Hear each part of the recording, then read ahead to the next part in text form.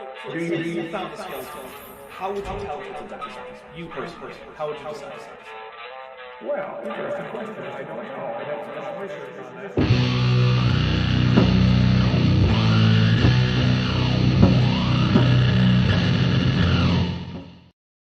Hey everybody, welcome to Gish with Vish number 12, Leftovers, because that's what I've been eating lately. Because I made turkey, and stuffing, and green bean casserole, and mashed potatoes, and broccoli with a cheese sauce. Beans, greens, potatoes, tomatoes. There actually weren't turkeys. actually weren't too many tomatoes. Were there any tomatoes in that whole day? No, I don't think so. Not a single tomato. You know That's about okay. that meme, right? Yes. But it made me think, did I use tomatoes? Now, first of all, we've got a new member, an upgraded member. Timo Lynch upgraded their membership to Amulet. Thank you very much. I also have a few thank yous to say, and I believe Vishanti does as well. Would you like to go first or second? I'll go first. Okay. Okay. So, I got some stuff off my wish list. 2 of the Iceland series OPI nail polishes, which are Reykjavik has all the hotspots, and Less is Norse.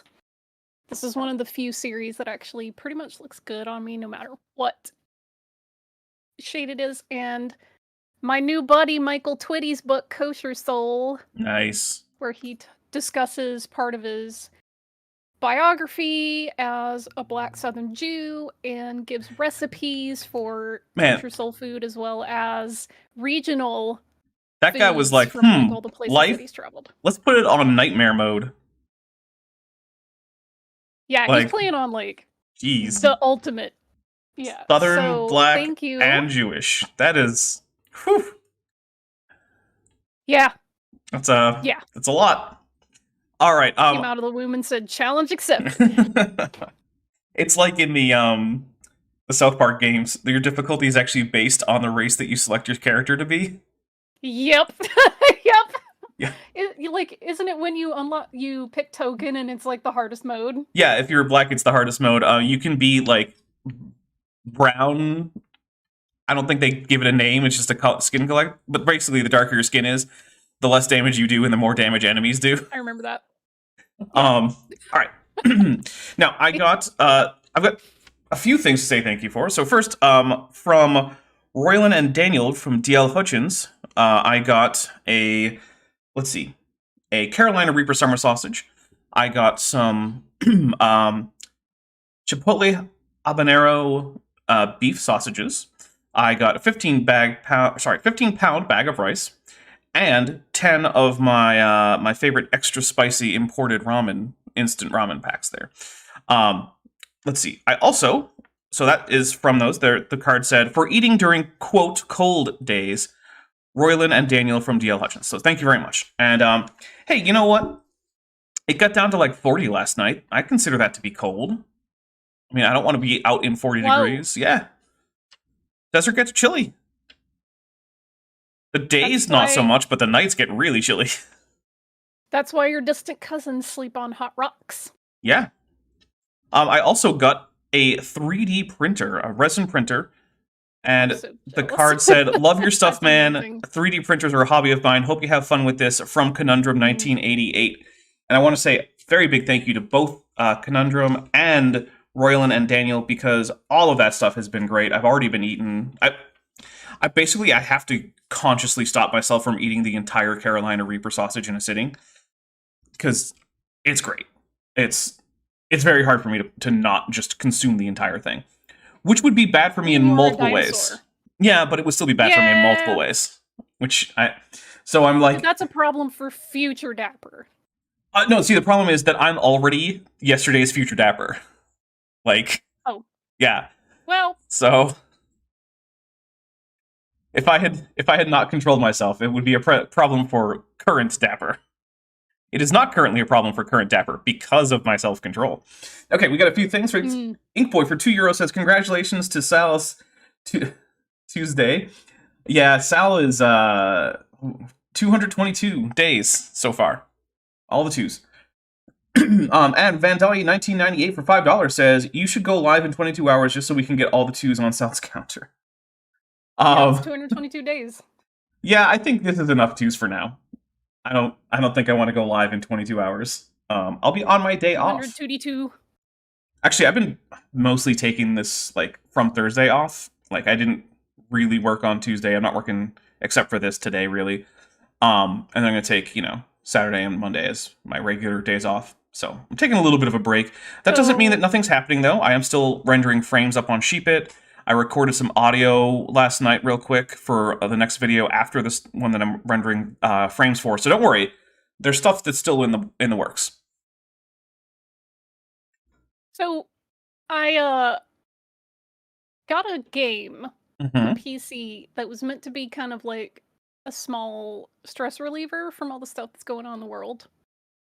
And I knew when I downloaded it that I have a compulsion problem with video games, which is why I don't play them. And things don't change. So I had disappeared down a Midnight Suns I've sent you messages at like 5 or 6 p.m. and then like at 1:30 a.m. a reply comes in. I'm like, what the hell is she doing up at 1:30 a.m.? And they're like, oh right, playing Midnight Suns. That's what she's doing. Playing Midnight Suns. Yeah. All right. Now, we are not here to primarily to talk about video games and 3D printers, even though that would be fun. We are instead here primarily to take a look at the work of one Dwayne T. Gish. The late Dwayne T. Gish, one of the co-founders of the Institute for Creation Research, which is still an active part of the creationist community. They were the premier organization, and I think that they have been surpassed by a large margin by Answers in Genesis, and by a smaller but still significant margin by Creation Ministries International. And those three together, the ICR, the CMI, and AIG, I consider to be sort of the big three when it comes to young Earth creationist ministries. And really just creationist ministries overall, because they're significantly bigger than like Reasons to Believe, which is Hugh Ross's Old Earth creationist ministry. AIG is much better known. They're much more prolific. They have much more money. So, but one of the reasons we're taking a look at this is, one, I want to see how creationism has changed, and importantly, the ways in which it hasn't changed. Because one of the things that you learn very quickly about creationism is that they don't get new arguments, they don't get new hypotheses very often. Basically, they just came up with a bunch of ever. Well, not... Okay, like, Kurt Wise's floating forest hypothesis is relatively new. That's only been around for about, 10 years or so. So, it does happen occasionally that they get new stuff. But yeah, for the most part, they really don't. And they also very rarely retire arguments. So it's interesting the degree to which this talk from 30 years ago, maybe even 40 years ago, because I think it might have been delivered in the 80s, is basically identical to a talk that you'd get today. There's almost no difference. So for instance, we just went over previously polystrate fossils, which, like I said, I've gone over it a million times on this channel. We didn't get super in-depth in it last time, but there's soil horizons within the quote-unquote polystrata or polystrate areas, so they allegedly multiple strata. Yeah, there's soil horizons, which means that they couldn't have all been laid down in a single flood, which means they were laid down by aperiodic flooding over the course of maybe a few decades or centuries. So, yeah. But with that, we're basically about to jump back in with this. However, we do have a bit of a drinking game going. I have some Shock Top Belgian white beer. Wow, Shock Top. I haven't had that in a hot minute. I rather like Shock Top. It's one of my... It's in that mid-range, right? Where it's not just piss water, you're getting at the low end for your Bud Light or whatever. But on the other hand... Pilsners. Yeah. On the other hand, it's not one of those super fancy expensive beers that's going to set you back $25 for a 6-pack. And within that mid-range, it's one of my favorites. I think for my casual meal drinking beers, I'm going to go with Modelo Especial. Okay. If I'm going for something where I just want to sit and enjoy it, I'm going with Sam Adams or Yingling or Red Stripe. And then everything else is depending on the situation. I had so much Yingling when I was in Singapore. Good stuff, man. I had it with like every meal in Singapore. Like, yeah, give me more of that. Because it was on all of the menus. Because, Singapore. Oh, yeah. All right, anyway. Man, I can't find it on the West Coast. Anyway. So we have some rules here. So first of all, we will take a drink if Dwayne Gish says something that's just too stupid and we have to cool our brains off. We'll also take a drink if he actually gets something right. But it has to actually be him getting it right. It can't just be him quoting someone else, right? He actually has to know the information and express it to us.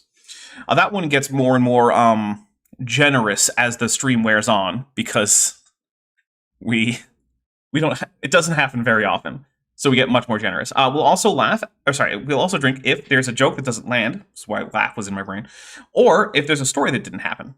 So now that one is a bit of a judgment call, but if the story seems like something that should go on r/that happened, then we'll take a drink for it, basically. Let's see. We'll also take a drink if either Vishanti or I can correctly predict what he's going to say. And also, I've given up on any of these ever being monetized ever again, because every single one of my last 14 live streams was automatically demonetized. Most of them have been restored since then, but it still takes days for that to happen. So I'm just going to say, if he brings up the Nazis, we're going to take a drink. I usually try to dance around the term in the hopes of not triggering the robots, but apparently that's impossible. So I'm not even trying anymore. I'll just say the word. I've been really well behaved about not using the F-bomb, so it's not me. I mean, that is also in there because I want this to be reasonably family friendly. Because there are, I do know that there are some families who watch this as a family. So it's not made for kids, but on the other hand, I don't want kids who wander by to hear things their parents wouldn't want them hearing, basically. Yeah, so not that it doesn't happen sometimes. Timo Lynch for €5 says, I foolishly debated some young Earth creationists in the late 90s. Their arguments are mostly the same tired garbage still. Some slightly rebounded with some bonus dumb. Yeah, I mean, I've been involved in like creationism and counter-creationism. Not on the channel, obviously, but like sort of in the background throughout most of my adult life, going back into my when I was in school with my adopted human family, which is, not quite adult in the human sense because I was still in school. Yeah, we'll go with that. So yeah, I really got involved in it starting in the very late 90s, and then most of what I learned about it was in like the early 2000s. So I do sort of remember that period of creationism. Tea Time, T, for $10 says, despite our robot overlords, Godzilla, and we'll take a drink for Godzilla because there are a few ways that you guys can trigger drinks. One of which is, if any super chat or milestone chat comes in that says anything to the effect that AIG are a bag of dicks, we take a drink. That is because of their past just awful abuse of the copyright system here on YouTube, which heavily favors the people who own the original copyright and heavily disfavors people who are using fair use. It is extremely difficult to, if someone doesn't want you to use their stuff that's fair use, to actually stop them from stopping you from doing it, basically. Because you actually such rascalism. Yeah, it's not great. Now we'll also take a drink if Dwayne cites a source, which he probably won't, but if he does, and we check it, and it not only fails to support his claim, but it actively contradicts it, we call that a Trojan source, and we take a drink. So if he says, oh, this such and such paper says that the divergence time for wolves and dogs is only 3,000 years ago, which lines up great with the biblical timeline. And we go and check, and the paper just doesn't say anything about the divergence times of dogs and wolves. That's not a Trojan source. If, however, it actually says, nope, it's actually 30,000 years ago, then that's a Trojan source, because that actively contradicts, right? So that's a Trojan source. Well, there's also ad hominid, which probably won't come up, but if Dwayne Gish confuses Lucy with our knowledge of, say, Australopithecus as a genus, or Australopithecus afarensis as a species, that's ad hominid, we take a drink. We'll also take a drink if anyone gifts memberships. We'll take one drink per gifted membership, up to a limit. Once we get to around 30 or so, I'm just going to finish this beer and go get another one. We'll also take a drink if anyone uses any of the kaiju emojis, and also there's a small but non-zero chance that you might hear Godzilla or Mothra, in which case we'll take a drink for them too.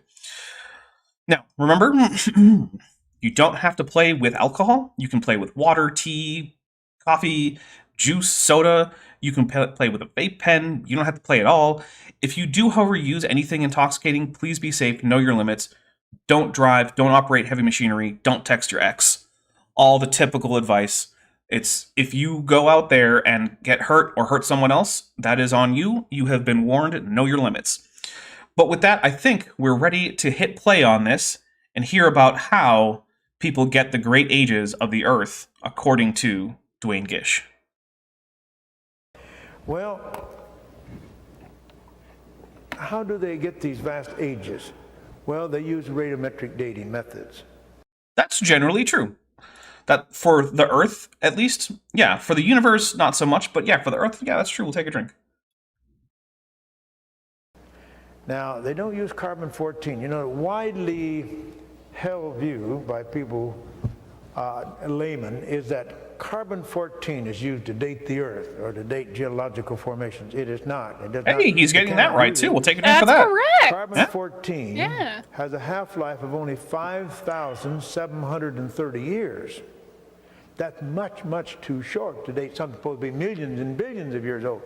Okay, but there's also the problem that you can't date rocks with carbon-14, Dwayne. That's the bigger problem, right? Because there are that's the obvious problem. Yeah, there are plenty of rocks young enough to date with carbon-14 if the only problem were the date range that carbon-14 had available, right? Like, Hawaii is one of those places that famously makes new rock all the time. Place is chock full of new rock. If it were possible to date volcanic rocks with carbon-14, it would be well within the range. Of course, it's not, because carbon-14, importantly, can only date things that were alive. So the way it works is the atmosphere has a certain level of carbon-14 in it naturally as a result of the generation of carbon-14 because of radiation that comes in from space and hits nitrogen, turns it into carbon-14. Nitrogen-14 turns into carbon-14. And then that is then a certain percentage of the atmosphere, right? And when plants take in carbon dioxide, that same percentage that's in the atmosphere becomes the same percentage that they put into their bodies as, you know, they're making up their carbon. Then herbivores come and eat that plant matter.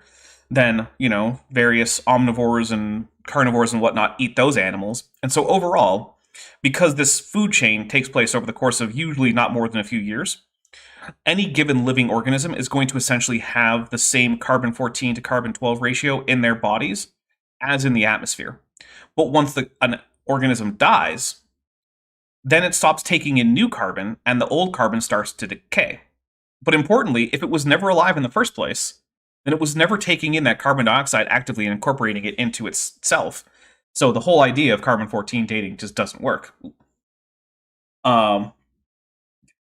Kip Davis says, Dapper Dino, should I get drunk and make a Richard Carrier video? Yes! You absolutely should. I don't even know why that's a question. Yeah, that's not a question. That's Yeah.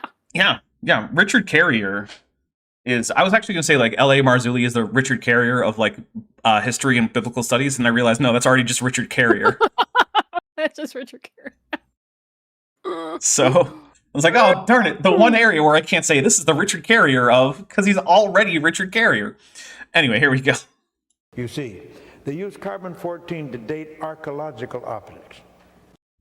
First, archaeological is an interesting word. It's archaeological there, Dwayne. Archaeological. Yeah, accidentally a vowel. Yeah. But you know what? I think he accidentally a vowel and gave it to everybody who mispronounces the word peripheral. Oh. Like all the people that say it peripheral. Peripheral. I'm just like, no, that's not a thing. Also, Turkey Sloth, who's been a member for 2 months, says drink for Godzilla with both the drink and the Godzilla as channel emojis, which is pretty sweet. And in case you guys aren't aware, we recently got a new emoji, which is the word liar superimposed over Andrew Snelling's face with an extended nose that goes all the way to the edge of the emoji. It's hard to see because it's so tiny, but I can at least make out his face. Yeah. Also, it's a bit Davis provisional. Just said Peter Hitchens is the Richard Carrier of pompous, angry, conservative ideologue. Oh man, the Richard Carrier of needs to just be a general meme to shame all the That people is who a are meme. big fans of Richard Carrier, basically. Yep. All right, here we go. Of course, the object. Oh, right, archaeological things. So it's not just used for archaeological stuff, right? It's used to date any kind of organic matter, whether or not it's archaeological. So, for instance, you can carbon date mammoth remains that are frozen in Siberia. That's fine as long as they're within that date range, which many of them are. But that's not archaeological because it's not made by humans. Archaeology studies the artifacts created by humans. So if you're not sifting through tools and pottery shards and whatnot, you're probably not doing archaeology. Now, when it does come to archaeology, though, there are only some things that you can date with carbon dating. For instance, you can date human and other organisms' remains. So you can carbon date the wood that you find in the remains of a wooden structure. You can carbon date remains that you find, whether it be humans or other animals. You can carbon date things like the leather used on a tool or the plant fibers used in a piece of clothing. But you can't carbon date things like pottery, because pottery isn't made of living things. It's made out of soil, basically. Dirt. Yeah. And soil, yeah. So that's not something that can normally be easily carbon dated, especially since, anything organic is probably going to be washed out of there in the process of making the clay and then firing the clay and then glazing the clay. All that's probably going to get rid of most of the organic stuff. You also can't carbon date things like metal tools. So if you find like a bronze sword, not going to be able to carbon date that. So it's not just archaeological stuff gets carbon dated. Paleontology stuff gets other kinds of radiometric dating. It's not that simple. There are paleontological times to use carbon dating, and there are archaeological times when you can't. Turkey Sloth for $5 says, at least these Saturday streams don't involve the owner of this bag of dicks I just found, which is the AIG bag, so we'll take a drink. And yeah, they generally don't. They can, though. All right. Here we go. It has to have carbon in it, and most fossils have no carbon in them. Correct. Take a drink. He's actually getting it mostly right. This is the best I've seen him do in a long time. What do they use to date? They believe rocks. Wait, they believe rocks? Are you saying that they're not rocks? Because that's what that sentence literally means. I'm pretty sure he means that they believe they're dating. But what he said was that they believe they're rocks. So I'm sorry. Ian Canby said David Falk is the Richard Carrier of Egyptology. It's right. Oh, man. Yeah, we got to get a list of the Richard Carriers of... I'm going to say, I think that Alan Fiducia might be the Richard Carrier of vertebrate paleontology. Ooh. Yeah. I mean, he's also the young Earth creationist favorite paleoornithologist, because he says things that in isolation kind of sound like what they're saying, except that when you actually read them in context, they're absolutely not. But, all right, here we go. And so forth. They use uranium, potassium-40, a metal, decays to argon-40, which is a gas. Sorry about that. That was in the original video. But yeah, he is basically right about which things we're using. They use these various radiometric dating methods. Now, you see, they obtain a rock. Oh, wait. And it contains, let us say it contains... Did we miss some super chats, or was I just not paying attention? Oh, we might have. Let's see. If I can get this computer to stop being dumb. Oh, we did. Tea time tea. No, we got that one. Oh, we do. Turkey Sloth. Yeah, we got one from Savage Monkeyfish Cobra for $2. Says Ron Wyatt was a renowned archaeologist. Yes, he was a renowned archaeologist. Oh, Ron Wyatt. And then Turkey Sloth for $5 says, at least these Saturday streams don't involve... Oh, no, we got that one. I think the only one we missed was the Savage Monkeyfish Cobra. And Vandalian 1998 just now for $2 says, luckily all the rocks they date are older than 18. Yes, that is important. That is important. Don't want to date underage rocks. It's not okay. Yeah, actually, I watched a movie last night, and there was some non-explicit but underage stuff. And I was like, this is really uncomfortable. Like really, really uncomfortable. Like I I don't know if I want to keep watching this movie. This is my favorite one. I'm glad he brought this back. Kip Davis said raisins are the Richard Carrier of baking ingredients. I see Kip is not a fan of the oatmeal raisin cookie.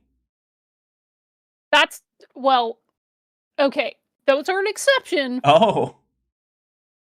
But everything else, raisins don't go in anything else. Okay.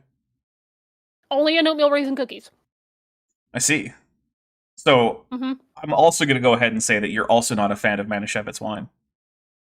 That stuff tastes like raisins. Actually, I'm not. Yeah. Yeah, it's too sweet. It's like cough syrup. Raisiny sweet wines, I just don't get it. Like, I know a number of different people who drink that, and I'm just like, why do you... Not necessarily that brand, right? But, like, just raisiny sweet wines. And every time I'm just like, why? It tastes just like the syrup part of a soda. Greeks also use raisiny wine for communion, which is weird to me. Yeah.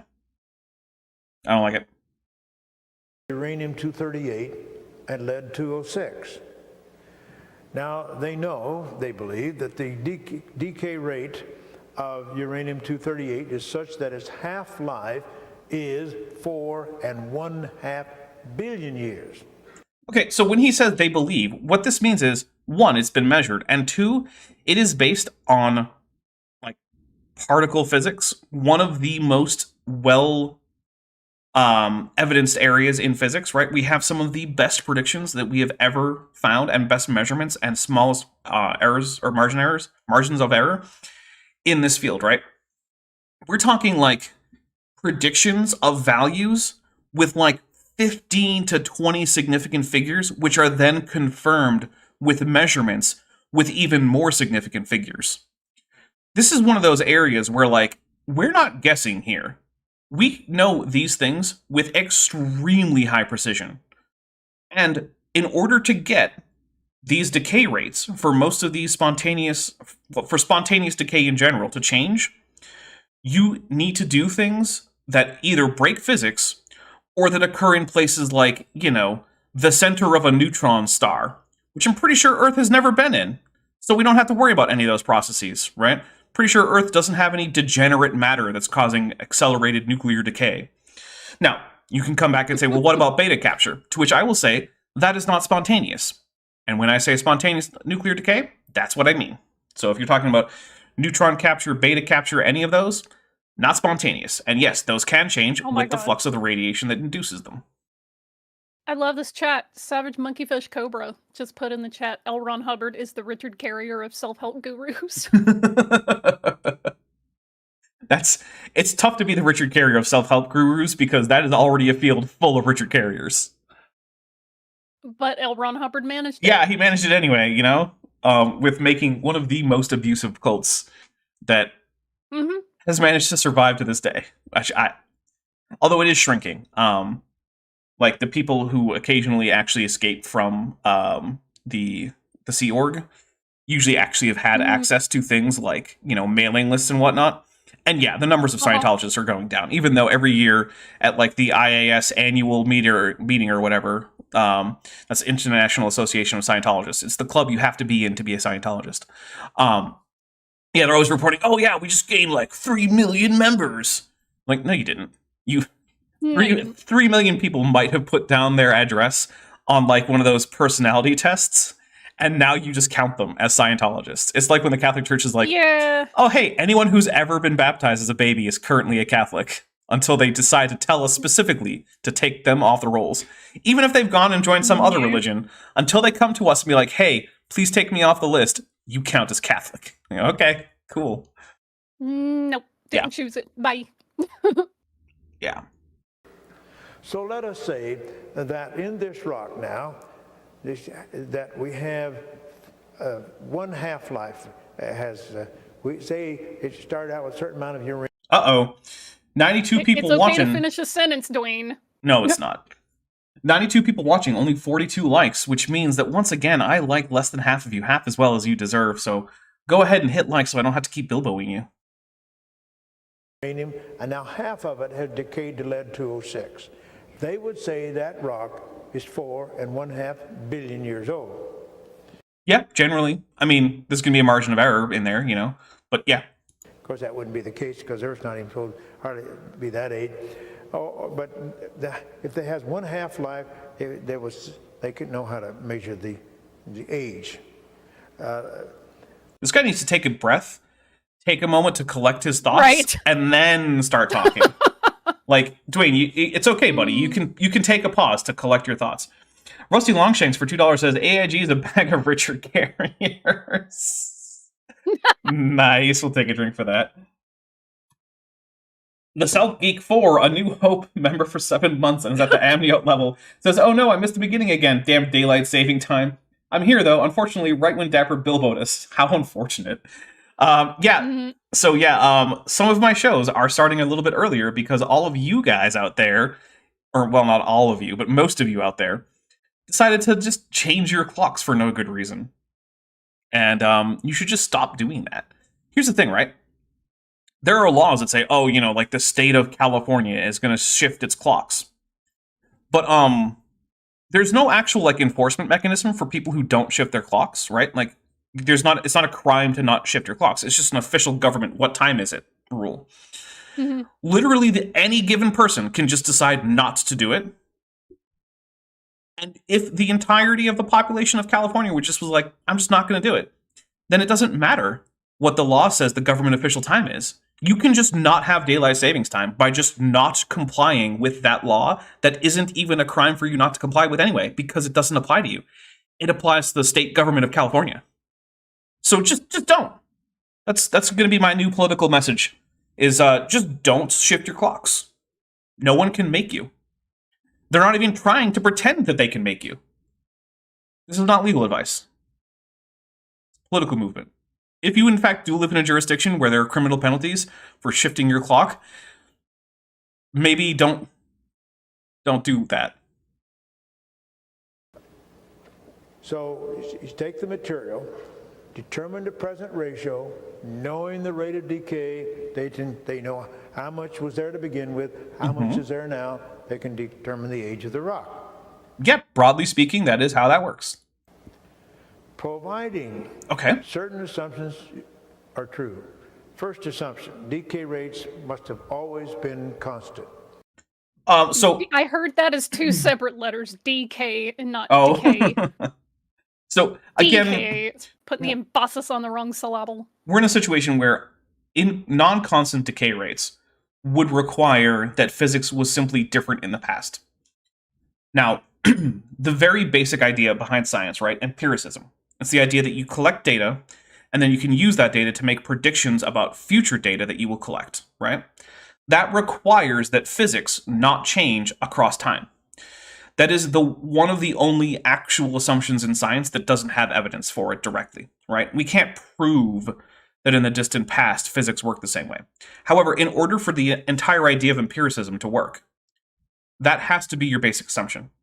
So basically, what Dwayne Gish is saying when he says that, they have to assume constant decay rates is they have to do science in order to do this measurement. Which, yes, Dwayne, that's true. That is how science works. You are correct, buddy.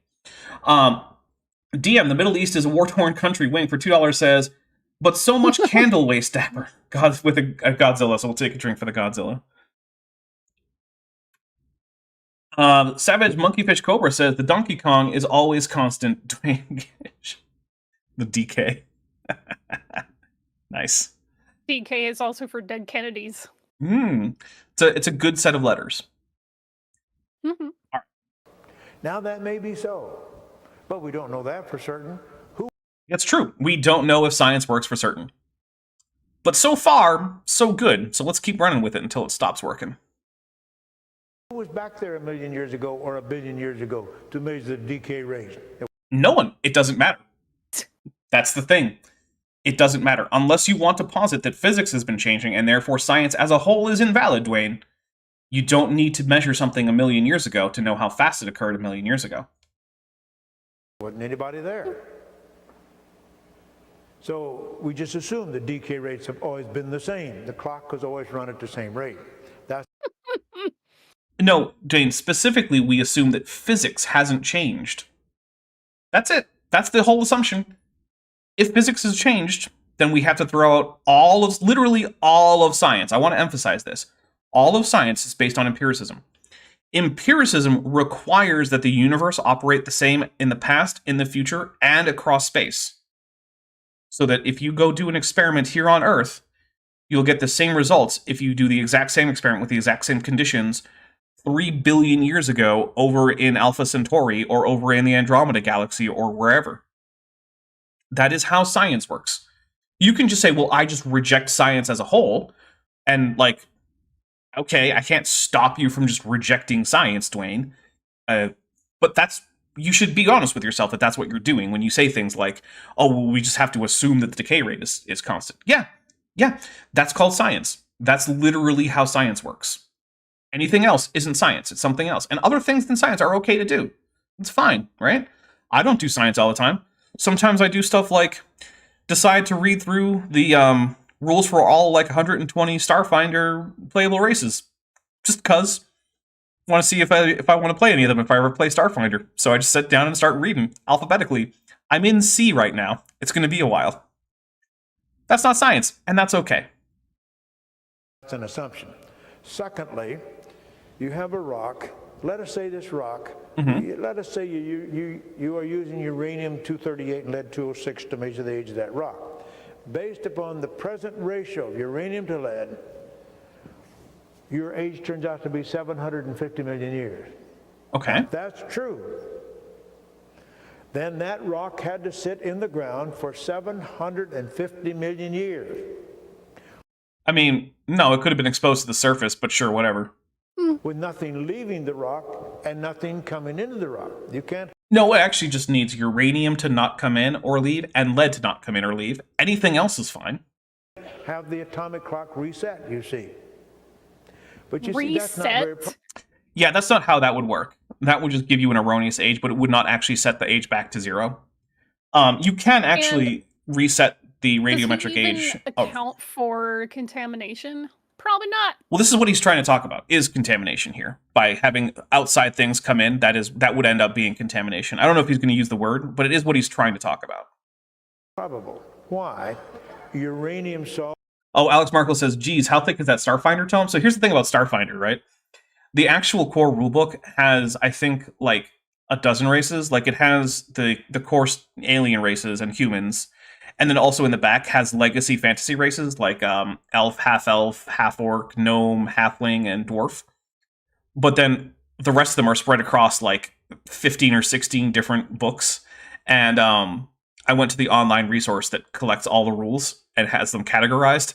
So I'm just reading them on the website so that I'm not trying to flip through a bunch of books I don't even have, because number of Starfinder books I currently own is 0, although 3 of them are on my wish list. So, if you feel like Dapper needs more role-playing game books, definitely those are some of the options. Yeah. Also, for some reason, the Dune RPG GM screen, which is on my wish list, is 40% off for Cyber Monday, because nothing says cyber like a GM screen made of cardstock. Savage Monkeyfish Cobra for $2 says, Gish must be playing as half honest. Yeah, well, half is generous. I think it's great that the Dune RPG for Cyber Monday is cardstock, because somebody understands how the Butlerian Jihad started. I mean, yes, although it's not like the Dune universe has a lack of electronics. They just can't be computerized. Yep. Although machine shall not replace man. You know, those Ixians are skirting that line with those hunter-killers. Yeah. I mean, yeah, they're pushing that boundary. It's like, oh, they need an operator. It's like, yeah, okay. Yeah, because the rules for the Butlerian Jihad basically is no computation. The most automation you can do is a timer. Timers are okay. That's like the limit. Which you can get a lot done with timers, as it turns out. But yeah, here we go. Salts, potassium salts, rubidium salts are all soluble in water. And that soluble. Okay, soluble in water. Dwayne, you're allowed to pronounce all of the vowels in a word, right? Like, it's like maybe Dwayne heard about like abjads, like alphabet-like writing systems that don't bother with vowels, and he was like, "What if I just talk that way?" Mm-hmm. Which is also where you get like the Black Hebrew Israelites saying things like Paleo Hebrew didn't have vowels. It's like, And yet, yeah. Yahawashi exists. Yeah, well, that's because they realize how hard it would be to pronounce those things without vowels. So they just put an A after almost everything, and then a few of the things that they're like, see, in this language it didn't have vowels, this letter was a vowel. Like, oh, okay, even though that letter is not a vowel, it is in fact a consonant. Yeah. Look, Sus. if you want to learn how to pronounce Hebrew, there are a lot of perfectly acceptable pronunciation schemes out there. The one the Black Hebrew Israelites use is not one of them. That corresponds to nothing. Black Hebrew Israelites are the Richard Carrier of ancient linguistics. Are you sure that's not just Richard Carrier? The guy who doesn't know Hebrew or Greek? Yeah. I mean, he also doesn't know shit about the Talmud, but, you know. Maybe he would know more if he could speak, Hebrew or Greek or maybe some Aramaic. Maybe it would be good if you're a scholar to not get bodied by someone in a live chat who's literally using Google to prove you wrong. Yeah, when a quick Google search proves you wrong, you're probably not in a great position. Rock has been sitting in the ground for 750 million years, and that water, of course, coming through there could leach out or remove some of that uranium. Oh, Savage Monkey Fish Cobra says, I see your Black Hebrew Israelites and I raise you Reformed Egyptian. So I was going to say, we don't really have any information about that because, it's just a thing that Joseph Smith made up one day. But then I realized that no, in his translation notes about the book of Abraham, he made a whole dictionary and grammar for Reformed or for ancient Egyptian that corresponds to absolutely nothing in Egyptian. And so I'm yeah, shocked. it is worse than the Black Hebrew Israelite version of Hebrew, because at least that right there is based on actual Hebrew. And if you follow those rules and learn vocabulary that way, you will actually be able to read the text. You won't be pronouncing it like anything even approaching the way anyone ever pronounced it historically or currently. But it will still be a comprehensible language. Whereas that is not the case if you follow Joseph Smith's translation notes. You will just get completely nothing. It'll just be complete gobbledygook. Okay, so Oskatot 5, it could be V, but I'm going to use the Roman numeral. Says, I'm not commenting on either people in the US or the UK enunciating all the vowels. Don't want to go there. Yeah, English has way too many vowels. Just gonna it's throw that up out to there. 16 in some dialects. It's just too many. It's way too freaking many. And Reverend Howell is posting. At first, my brain read that as Welsh, and then I was like, no, they're just taking out all the vowels. Yeah. What's the difference? Well, the difference is that Welsh is actually not just taking out vowels. It's just that some of the letters that they use as vowels are used as consonants in other languages. That's the difference.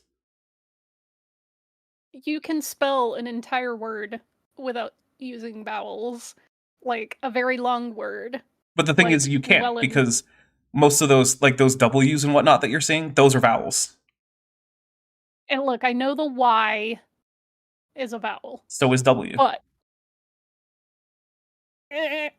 W is a vowel in Welsh. I don't know.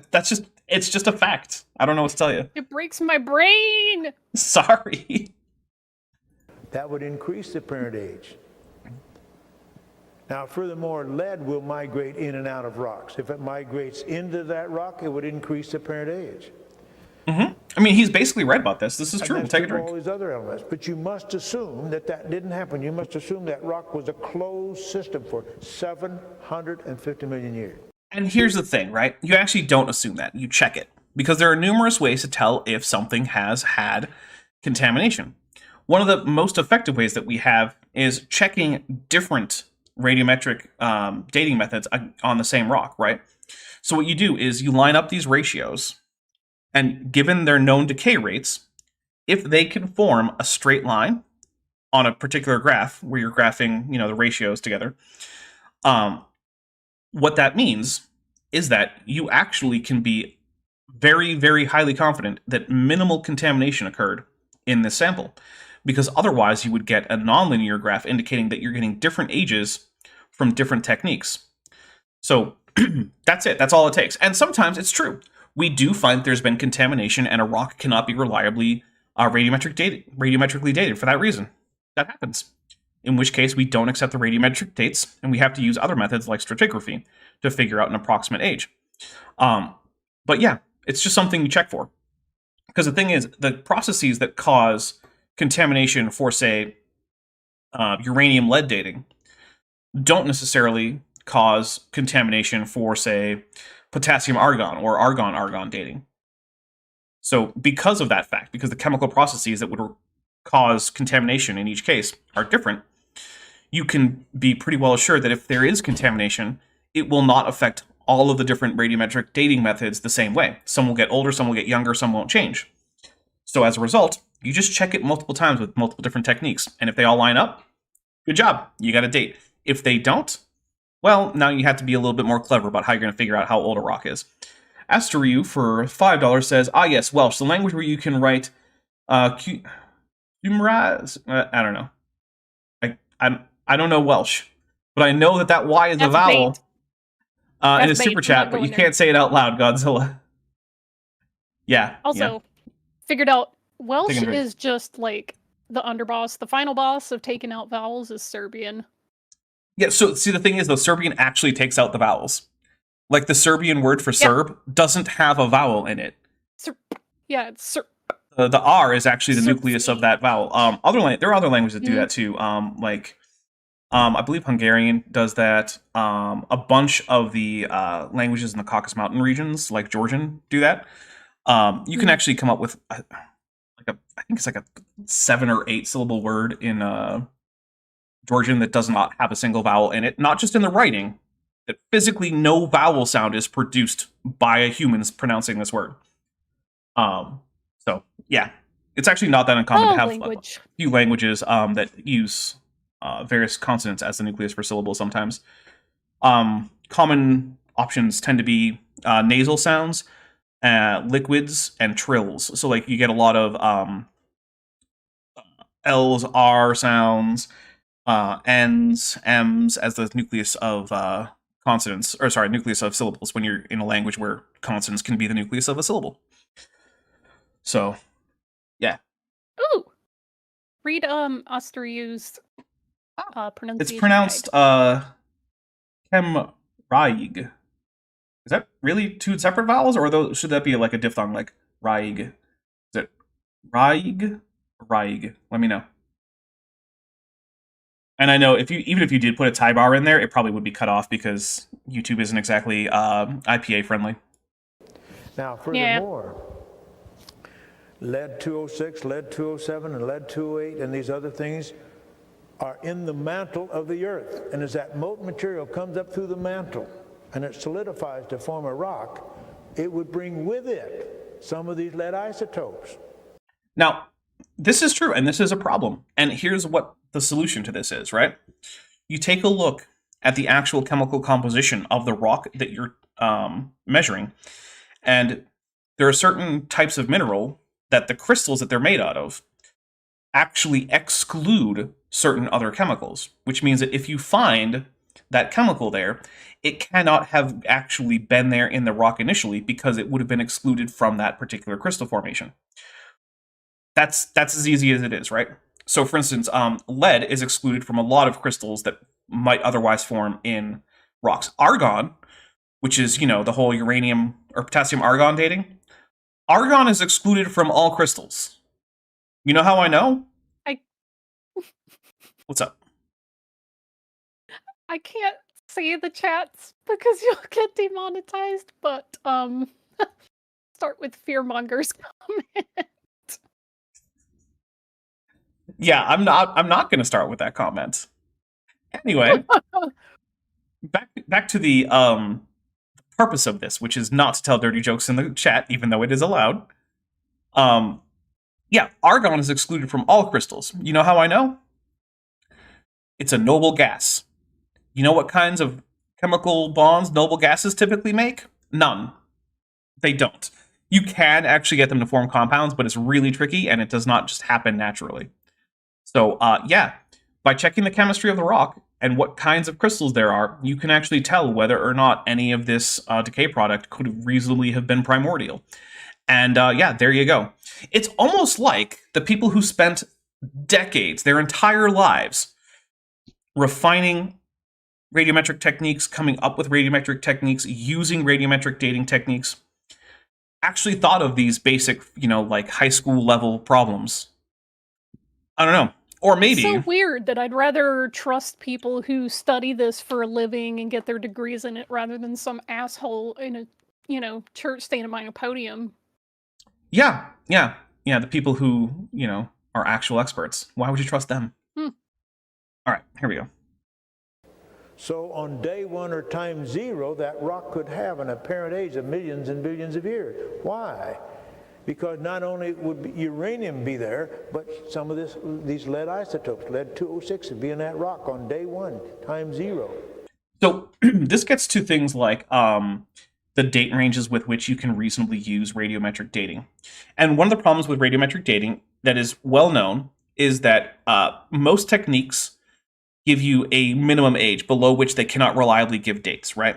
And generally speaking, the farther back a dating technique can go, the higher the minimum age tends to be.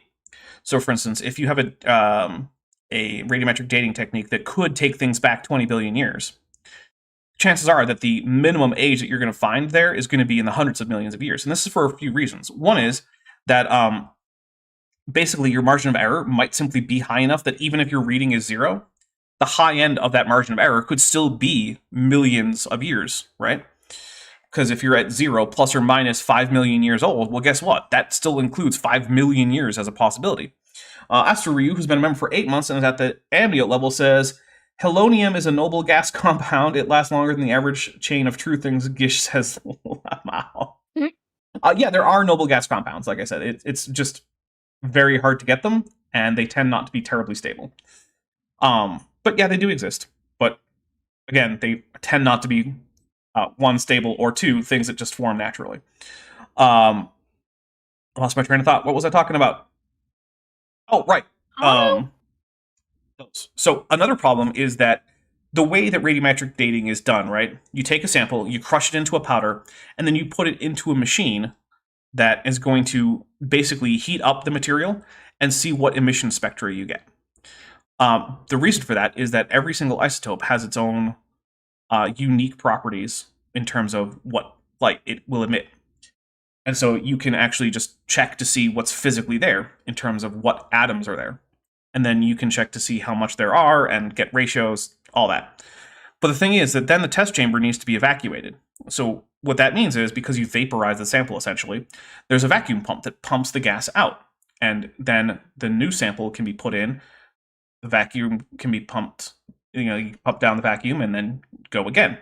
But the thing is, vacuum pumps aren't 100% efficient. You're never going to get rid of all of the old test material, which means that when you're looking at small amounts of test material, you will get erroneously high readings because the system is not sensitive enough at those low levels of the material to distinguish between noise from previous tests and your current sample.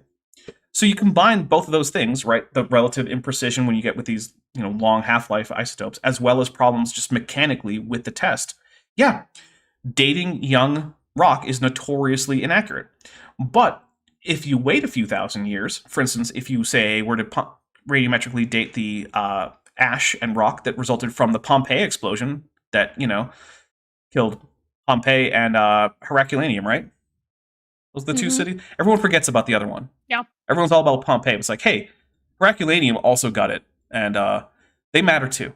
Anyway, yeah, we cut that down to the calendar year reported by Pliny the Younger. Yeah, who was there? He fled the island after the earthquakes while his dad stayed drinking on the island. And guess how that went for the two of them? Very differently. A6th. So, yeah. So if you measure the ratio of uranium to lead on day 1, it would have an apparent age of millions and billions of years. You have to assume that when that rock formed, there was no lead in the rock. No, again, we check, right? Whenever Dwayne says assume, he almost always means, I think you have to assume it because I don't know how to check. Fortunately for science, actual scientists do know how to check, and they don't make these assumptions. They check to see if they're true. Now, if you're talking about radiometric dating in isolation, yes, you have these as your background assumptions, right? But when it comes time to actually do the job, you check, right? So for instance, I've worked as an electrician on like medium and high voltage equipment, right? When I'm describing a procedure for how we do a, let's say we want to test insulation, right? So we got our high pot out, and we're going to go across phases to see if the phase-to-phase isolation is still good enough. One of my background assumptions here is that the equipment is off. But when I get to an actual job site where there's some, bit of bus work carrying, like 400 volts, I'm not going to assume it's off. I'm going to check. Mhm. Yeah, I'm not going to just be like, oh, well, the procedure just assumes that the power is off, so I guess it is. That's how you die. Now, as you might notice, I've never died from being shocked by high voltage buses. That's because anytime I've ever touched one, I've already checked to make sure it's dead, and if it wasn't, which has happened, I don't touch it. Especially in those cases where you get high voltage buses, that's when you just back out, close it back up, and then go back to the drawing board because someone missed something. Okay, so we got a request from Pragmatic Crystal to explain the timer. So, yes, Jillian Wren, I will do the honors. So, the Sal's Bitchmade timer is there to represent the number of days that Sal Cordova has not watched Dapper's series on John Sanford, who I almost Freudian slip called John Sanfraud. Despite the fact that Sal said that he would, because, the series is named Sal's Pal, and, being the egotist that he is, he was like, oh, that's about me and my buddy. My name's in it. Apparently not realizing that, it was me doing that, so it wasn't going to be anything good. Mm-mm. Yeah. I rarely make a video in which the subject of the video is painted in a positive light. It happens occasionally. Not even a hint of irony. Yeah, it happens occasionally, like my video, the stream I did with Cindy Lincoln. I'm pretty sure I painted her in a positive light, because, she was the victim of horrible abuse by an ex who happens to run the cult compound that she was living at the time. Pretty bad situation there. But yeah, generally speaking, I don't treat the subjects of my videos kindly, which is because I specifically go out to find people who are horrible to talk about. Although usually not as horrible as Kent, because most of them aren't like enabling child predators or beating their spouses that we know of. So, All right, we're going to get a little bit more Gish in, and then we're going to take a quick break. But that's not very likely. Now, furthermore, every age that is obtained, if it doesn't agree with what you believe to be true, it's simply thrown out. Okay, so that's actually not true. In fact, I don't currently have the data to hand, but so what he's suggesting here is that there is a bias in the reporting of dates. And the thing is that you can actually use mathematical statistical techniques to check for bias in reported data. It's used to do things like check to see if someone's faking their results or cheating or things like that, right? And I have to give credit to King Crocoduck, who has some problems that we're not going to get into here. However, he did do the legwork on this in a debate with a creationist in which he produced the actual data checking for bias in reporting in radiometric dates, and he found that there was none, right? There was no particular bias to report older ages or younger ages or ages of a predetermined value. So when Dwayne Gish says this, it's been checked, and it is wrong on just the mathematical level, right? This is just Dwayne essentially saying, well, when I add 2 and 2 together, I get 5. And then everyone else is like, well, no one else does, Dwayne, so you're just wrong about that. Now, I'm not going to say that he's necessarily lying. Lights!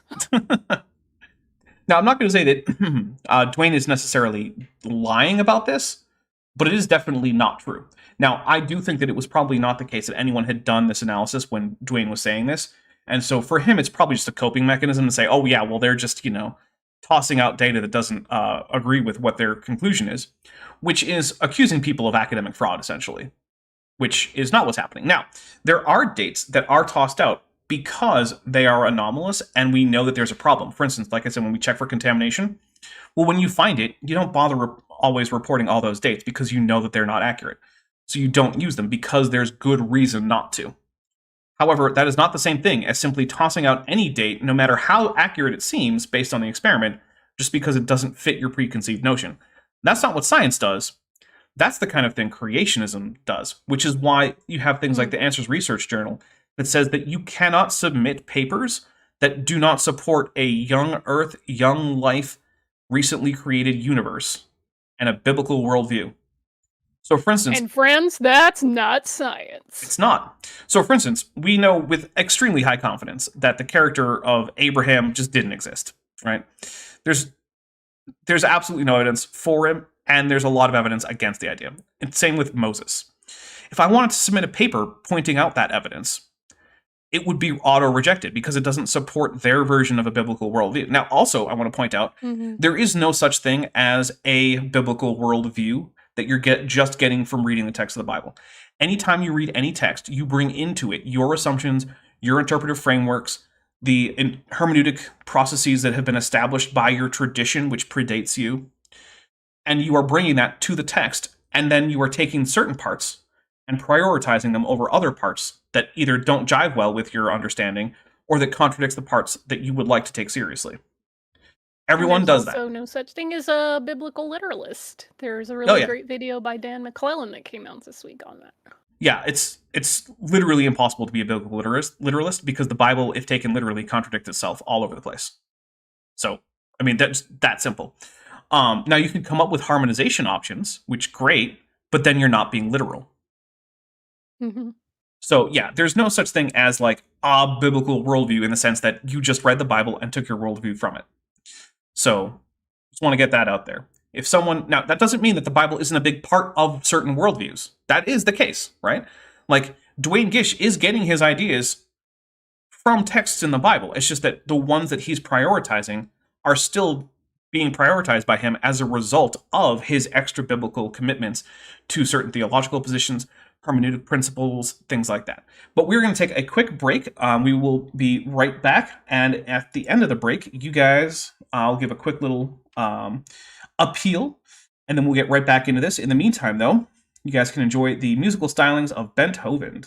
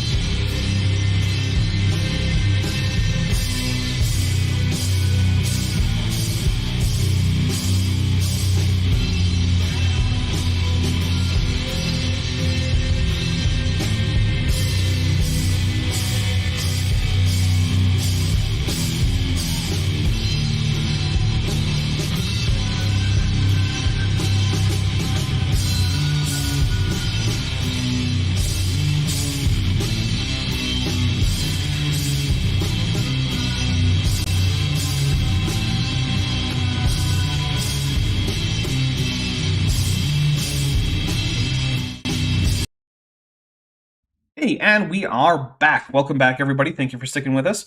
A few quick things, which is basically to say I'm putting in a bit of a commercial, and that this channel is almost entirely supported directly through fan funding, whether it be from Patreon, whether it be channel memberships, super chats, super stickers, whatever. And I really appreciate that. This channel, I mean, ad money directly from people watching ads on my videos is almost nothing, right? If it were to disappear, I'd notice, but barely. And as a result, yeah, this channel is almost entirely dependent on you guys and your generosity. And if you are interested in helping the channel out directly in that way, we have a number of options. There's a Patreon that starts at $1 a month, goes all the way to $100 a month if you're really feeling generous, or you can go annually for a 15% discount, which is almost 2 months free, basically. There's also the channel memberships, which start at $1.99 a month, and I believe go up to $20 a month if you want to do that. Either way, you get access to a whole bunch of early access videos. I think I have, was it like 5 months worth of early access stuff just ready to go?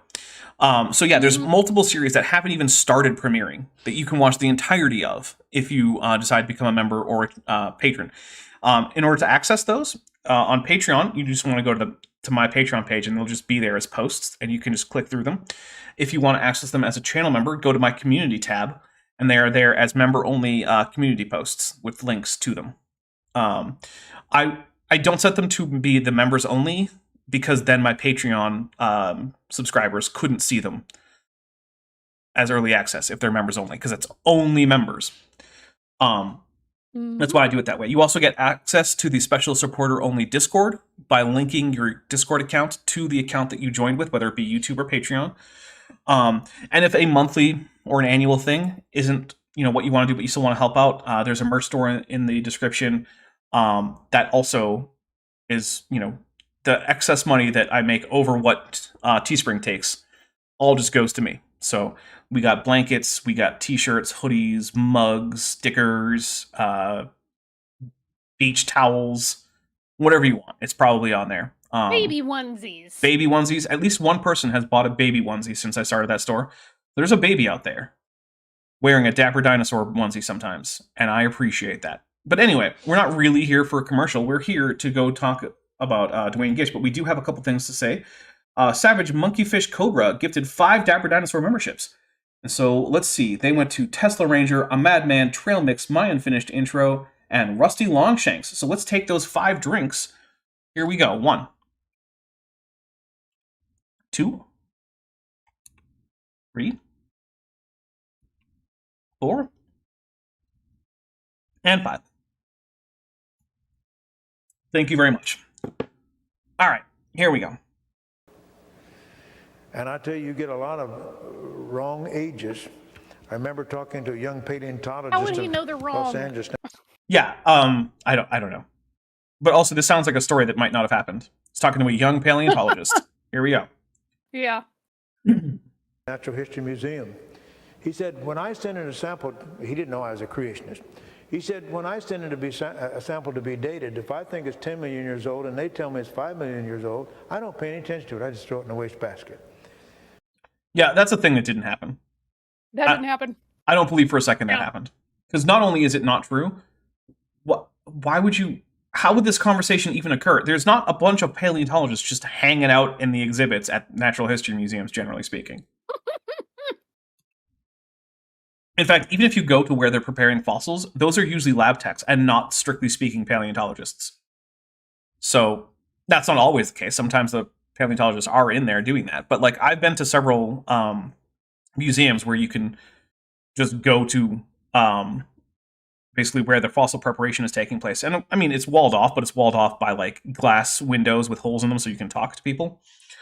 In fact, actually, one time I remember I was at a natural history museum with my niece, and it was very hard to get her to stop trying to grab the Triceratops horn that was being worked on by the fossil preparator. I was like, no, you can't touch it. She said, why can't I touch it? So I had to explain how every single fossil is absolutely unique. And if a fossil is damaged in any way, that's it. It's gone forever. Whatever it could tell us is just, we can't learn that anymore because every fossil is a unique fossil. And that got through, and she was like, oh, okay. So I can't just grab these because they're very important like that. So then, I talked to her about things like that we could learn from this Triceratops horn just by looking at it. So I talked about like the little wavy patterns that you see on there, the branching patterns that were there for blood supply and enervation, because there's a thick keratin horn that's going to grow on top of this, and the cuticle for the keratin needs a blood supply. So we talked about that kind of stuff, and that interested her enough to stop grabbing for the Triceratops horn. Although if you had told me that like a 4-year-old would be interested enough to sit and listen to a talk about enervation and blood supply, I would not have believed you until she did it. You obviously didn't know me as a 4-year-old. You're right, I didn't. That's true. It turns out that despite our various similarities, we did not grow up together. Ew. Okay, so the Hollywood sign is proof of the Nephilim, who is me, writes in the chat, there are no young paleontologists. They have evolved from archaeologists. Look at Mount. Yeah, once they hit level 15, they might start evolving. But yeah, when I was 4, I was reading on like a 2nd, 3rd grade level, and I was telling my kindergarten teacher on like the first day of school that I wanted to be a paleontologist and dig up stuff like Archaeopteryx and Diplodocus and Tyrannosaurus, and I was pronouncing all these like big huge dinosaur names. Nice. So yeah. Your niece. Oh Good yeah. people. Oh yeah. Of course she is. She's my niece. How could she not be? The kids are all right. I wanted to ask him, why in the world do you send it to be dated in the first place? Why don't you assume it's 10 million years old? Why would you assume? Okay. So let's take a drink, and then we'll talk about what actually tends to happen in paleontology. So first, most dating in paleontology is not radiometric because fossils are in sedimentary rock. And when you radiometrically date a sedimentary rock, what you're actually dating is how long ago the sediments in the sedimentary rock were actually formed in a volcano, which does not tell you when the sedimentary rock formed, right? Because think about it.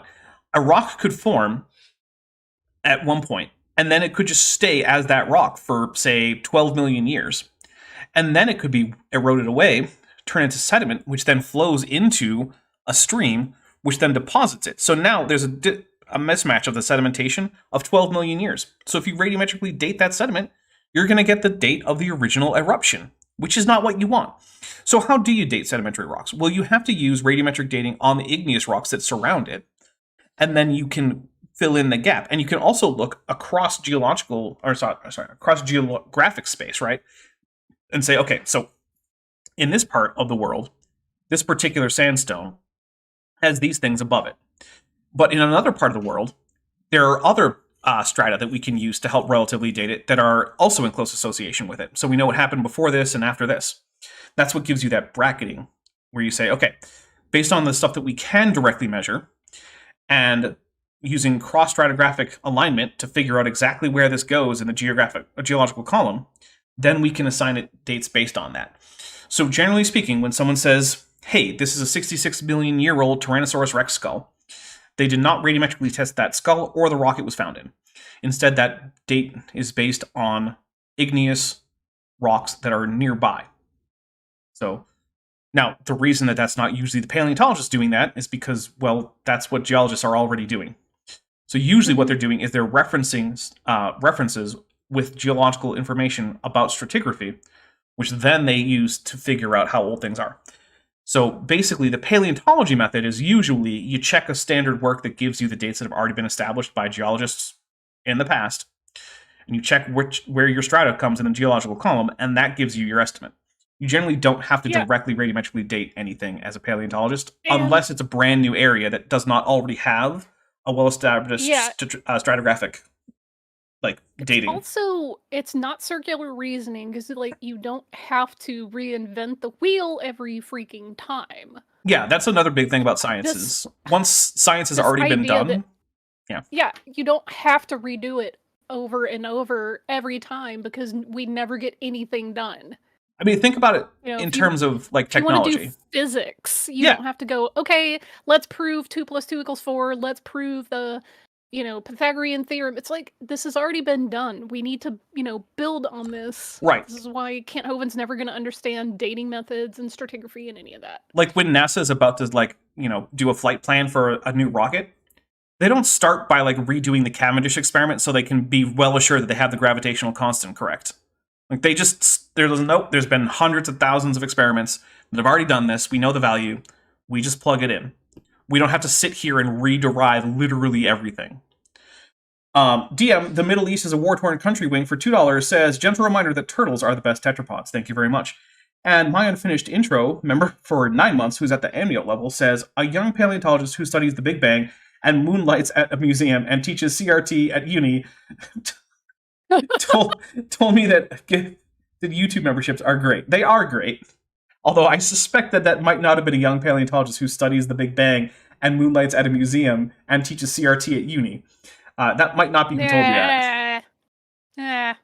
My favorite thing is just asking, hey, what is critical race theory? And then you just go, it's when they never have an answer. It's when you tell white Their people to hate themselves. Bad. Yeah. So it's the most response I've ever got is like, oh, it's when you teach white people to hate themselves. Like, okay, cool. Okay. Sure. Oh, well, man. did they get wrong? Oh, they get a lot of wrong answers. Yes, they get a lot of wrong answers. Here's some. How do you know they're wrong, Dwayne?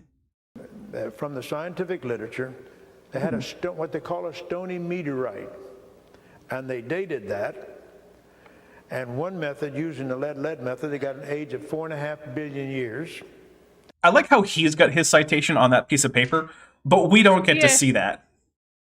No. They use uranium-235 to lead-207. They got an age of 5.57 billion years, a billion years He over. doesn't know what any of this means. They used uranium-238 to lead-206 ratio, and they got an age of 8.8 billion years old. And then they used if you were to ask him to explain the differences between these isotopes and the ranges of these results, he would not have the first clue. No, he wouldn't. Thorium lead method, and they got an age of 10.4 billion years old. So they got ages all the way from 4.5 billion years to 10.4 billion. He doesn't understand margin of error. No, I'm also understand orders of magnitude. I'm also not convinced that this is a real thing that happened, because as fear can't outrun a mudmonger points out from the scientific literature. TM, yeah, that is the citation we were given. It's from the scientific literature. What scientific literature? Who wrote this paper? Where was it published? Journal, yeah. Yeah, when? Which is actually a weird. So this is going to be a video that's going to come out probably. It'll probably be up for early access for just a little while. But I'm currently going to be making a comments-based video because a particular creationist individual came by, and because they made me laugh in the comments, I was willing to bend my rules about debating in the comments.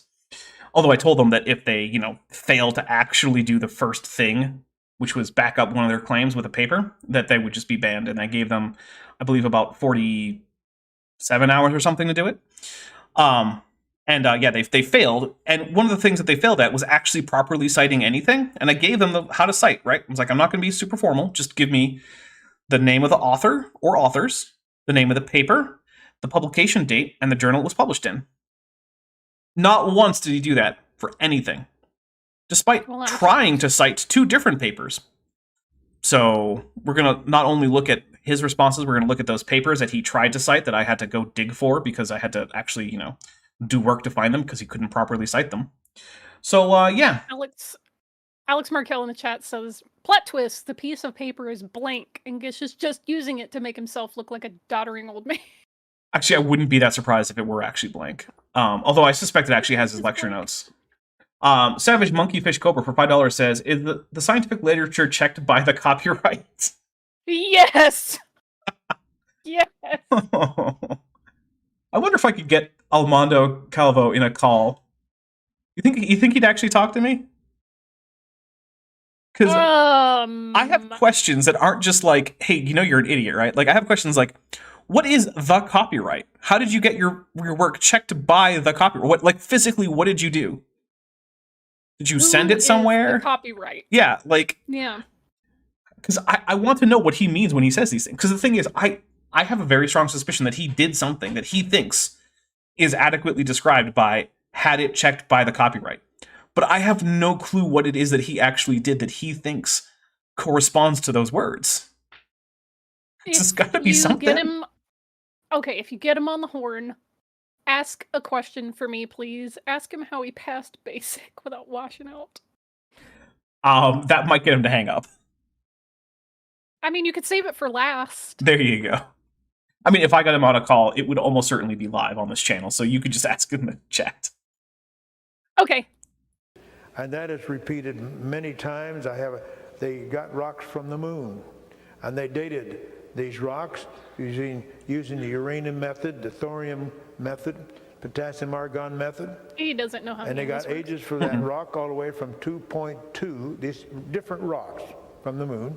Okay. They got ages all the way from 2.2 billion years to 28 billion years. So big numbers. So first, I'm going to point out that I don't believe him because he can't cite anything. He just has them written down, apparently, on some piece of paper. That's not a proper citation, right? In order for you to make a claim about what's in the scientific literature, you have to tell people where you got it. Now, you don't necessarily have to follow like the formal like MLA or Chicago style manual rules for citations, right? Because, I'm not your college professor. I don't really care. But you have to give anyone who's interested enough information to actually look up the paper, which at a minimum is going to be the full title and at least the lead author, right? Ideally, you should put in the date and the publication, but like at least with the full title and the main author, you can Google it and you'll probably come up. Although not always, so even then. But yeah, otherwise it's just nothing. And here's the other thing. Different rocks on the moon should date to different ages because they are different ages.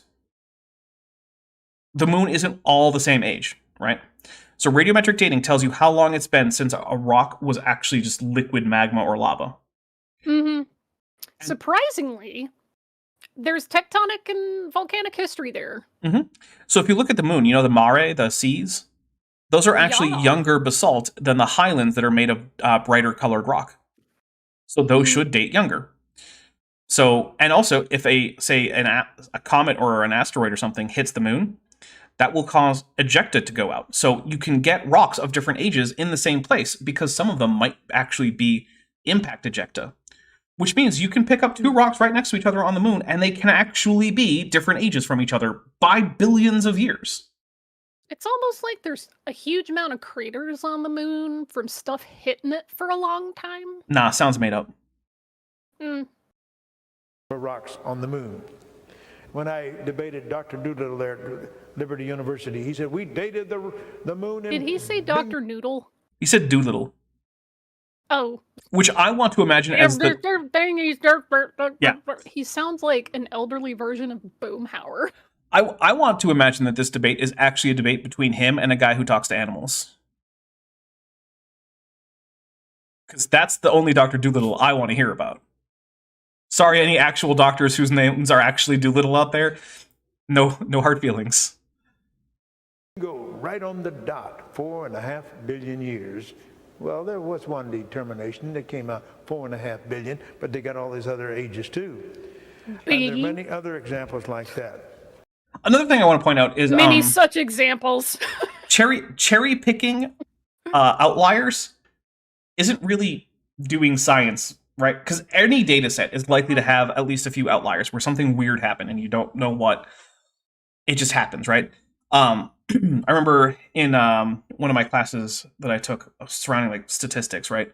We actually looked at a real data set of the mass of pennies, which in case you're not aware are the smallest denomination coin that the US still produces. Technically, you can divide a penny into mils, but they're not making mil coins anymore, so who cares? And even when they were plastic. So, yeah. The US had plastic coins that were legal tender for a while. It was weird. Anyway, even on that, right, you get anomalously high and low mass pennies. Why? They're all literally struck from the same die. That's what it is to be struck from the same die, is when you strike a bunch of coins with a die. So why is there this variation in their masses? Why are some of them anomalously high and some of them anomalously low? I don't know. Something weird happened. It's just a thing. Now, does that mean that you can just toss out all your measurements on how much a penny weighs? Well, no, because the vast majority of pennies fit right into that normal distribution that we were looking at. And yeah, there's the Do you think he occasional knows how a weirdo. bell curve works? No. I can't imagine he does.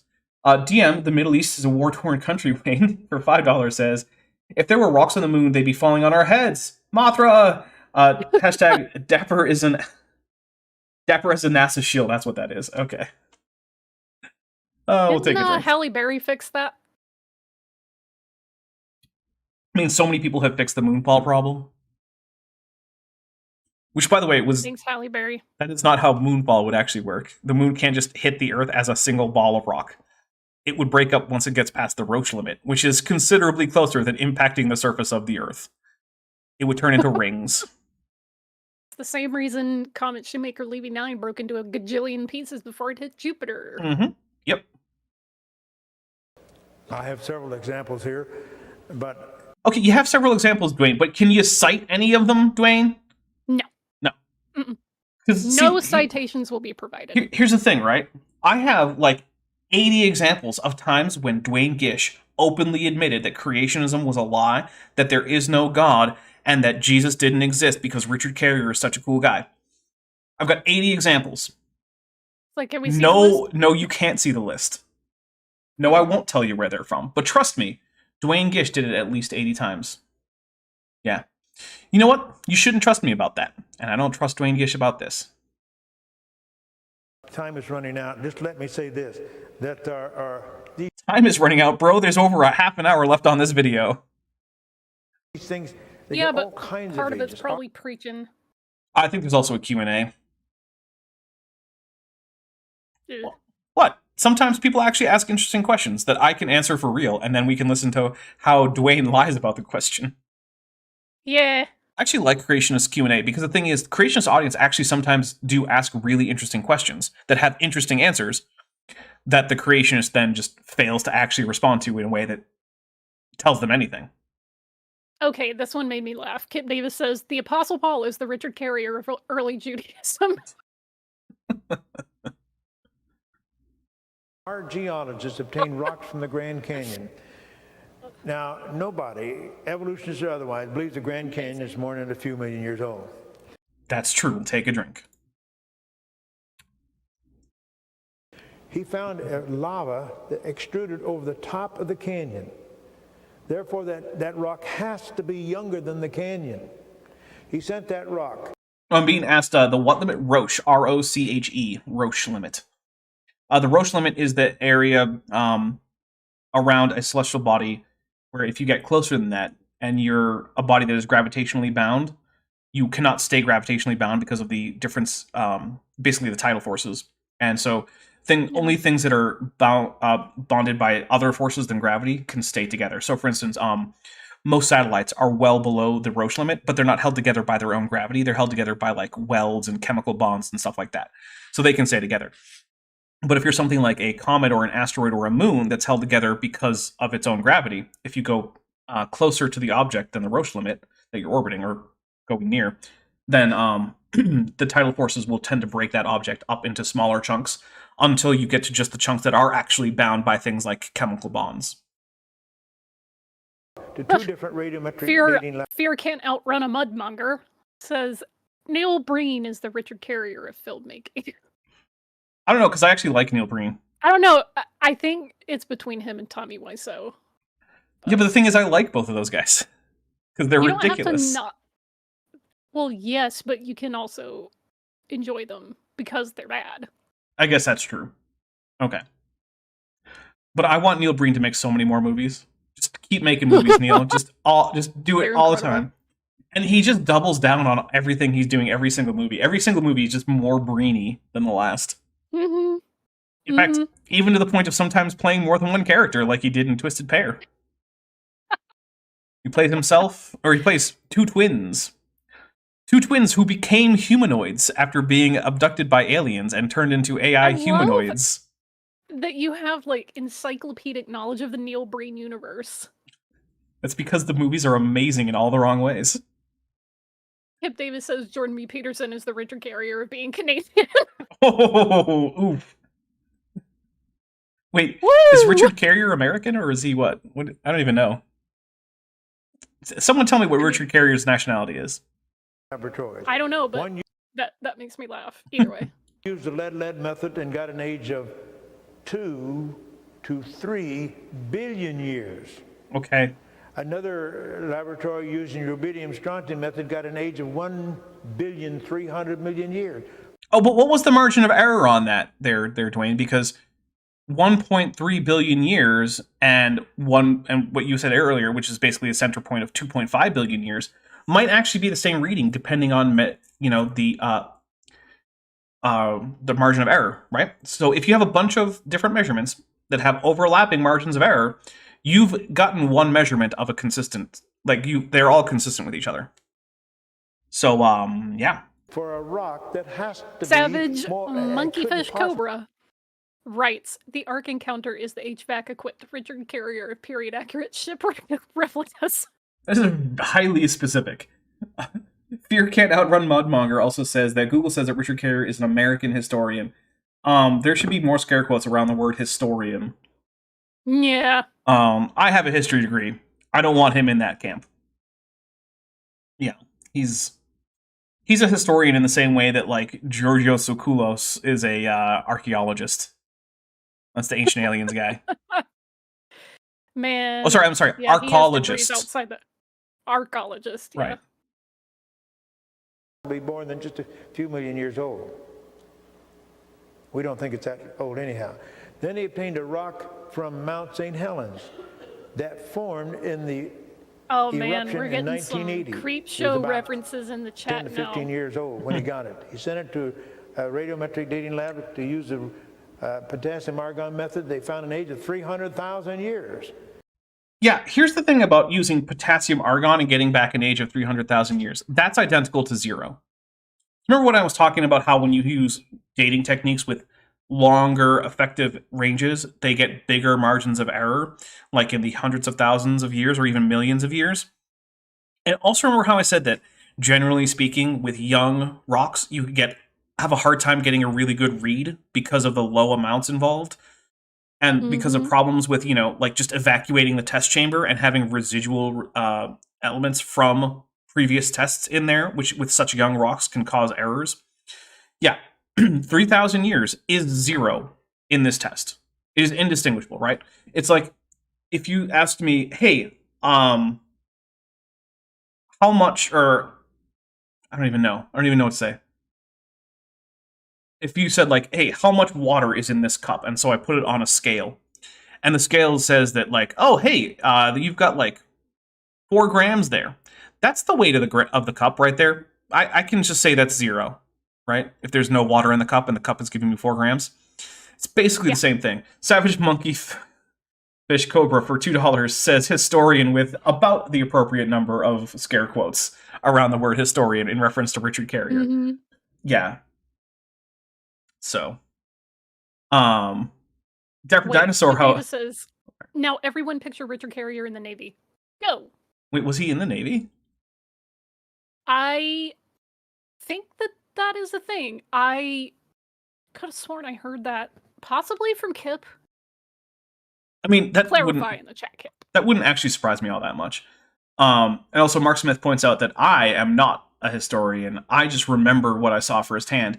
Well, that's true for some things, but I can't be everywhere at once. So there's definitely some things I have to use history for. So, I can't be in China hanging out with Job, and also in I don't know, Mesopotamia hanging out with Abraham or something. Because remember, according to Ken Hovind, Job is Chinese. Because nothing says China like the name Job and having various people groups from the Middle East show up. Yeah, whenever it says east, it just means China. Yeah, I mean, that's about as far east as you can go without hitting an ocean, so obviously. Oh, okay, so Kip says that Richard Carrier was in the Navy, and then Tima Lynch says that he was in the Coast Guard. Those are 2 very different things. Which one was it? Yeah, I mean, I don't know if they're very different, but they're definitely not the same thing. They're not the same branch. Yeah, the Coast Guard isn't even actually part of the Department of Defense. It's part of Homeland Security ever since Bush 2. Although it can go under it can actually switch to the Department of Defense in wartime if there's a threat of invasion. Which, okay, sure, whatever. where rock was less than 20 years old. And there's so many other problems, and I could enumerate them. I mean, it would be great if you enumerated one that was an actual problem and then gave an actual citation, Dwayne. So far, you've said things that are almost certainly not true and misunderstood the basic principles of how science works. That's one of my favorite things about creationists, is that when they say things like, I love science, and then when they say things, it's like, oh, so if we followed your advice, we would have to abandon all of science. Yes, I can tell how much you love it. It's the same thing as like when someone's like, oh, hey, I love my kids. And like, what about that one that came out to you and then you kicked them out of the house? I don't have that kid anymore. I'm like, oh, okay, yeah, you love your kids, got it. Yeah. It's the same energy. There was an article by a Christian that came out this week that said, I love my trans kid, but I love Jesus more. It was as abominable and gross and disgusting as you can imagine. Let me guess, it actually came down to, I have warm, fuzzy feelings about who I think my kid is, but I actually hate my real kid that I have. It was gross, and I don't want to repeat any of the talking points in it. It was bigoted as... I'm just going to assume that that's what it basically came down to, because that's what my experience has been in such circumstances, yeah. Yeah, you're not far off. There's many processes that indicate a young age for the Earth, and I'm going to close out pretty quick because... I would love to have heard one of them, but okay. My favorite one that he has used in his book, Scientific Creationism, which is one of like the classics of young Earth creationism, was the accumulation time of various minerals dissolved in seawater. And the thing is, he has a table of these, and he's saying that these are a limiting factor. You know, the Earth can't be older than this. Except the one for aluminum is like 128 years. It's like, okay, so is the Earth 128 years old? Because if we take this argument seriously, and these are limiting factors, Dwayne, then the amount of aluminum in the ocean indicates that the Earth can't be any older than like 130 years. Which seems it's a problem. Don't you feel like this is like last Thursdayism confirmed? Well, no, because then it would be last Thursday, right? Well, maybe there's old age last Thursdayism. Oh, like the Earth was created on Thursday 130 years ago.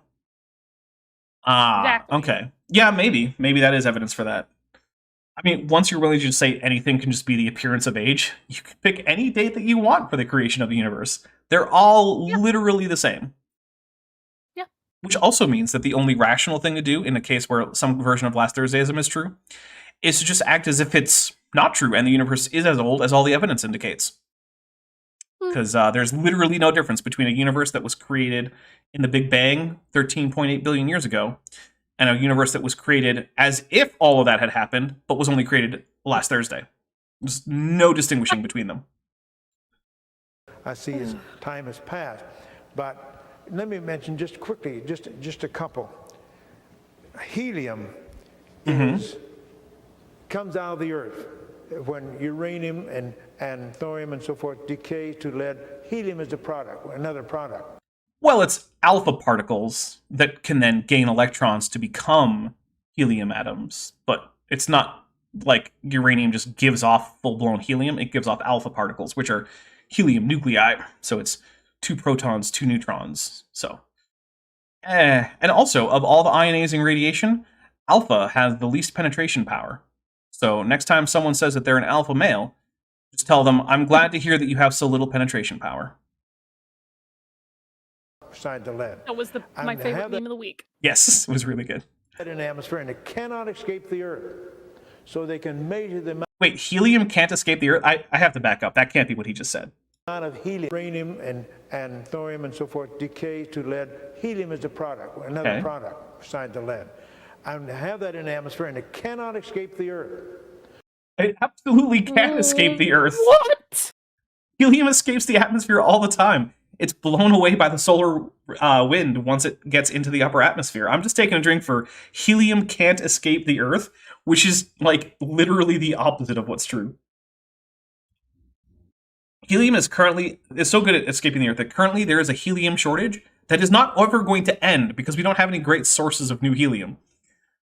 Oh, like helium can't escape the Earth. Like, that's flat Earth level of dumb. Yeah. Dwayne, I think, did believe in a ice canopy. So he does believe that there has to be a dome or something over the Earth. So maybe he's with the flat earthers and believing in a dome. I don't know. I mean, honestly, if you were actually to try to be a biblical literalist, you would have to believe in a dome over the Earth. I mean, it's right there in Genesis.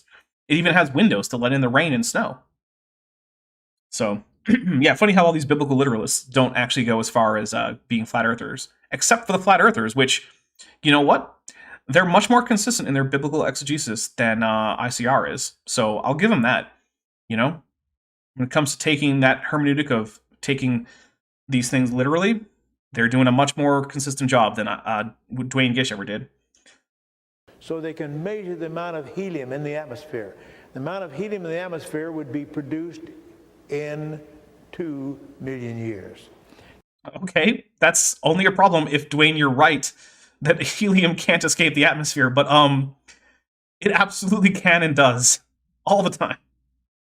Now, that's the upper limit for the age of the Earth then. That means it Just could be drink. much That younger was so than dumb. You could have helium to begin with, you see. And the amount of salt in the ocean. Oh, there it if is! You measure how much salt is there, how much is on the bottom of the ocean. That's right from his scientific creationism, where it says that the amount of aluminum would take less than 200 years to accumulate, because just like with helium, how it leaves the atmosphere, there are ways for dissolved salts and minerals to leave the ocean in places like subduction areas, or they can just precipitate out onto the ocean floor. Yeah. It turns out there are mechanisms by which salt leaves the ocean. It doesn't just accumulate.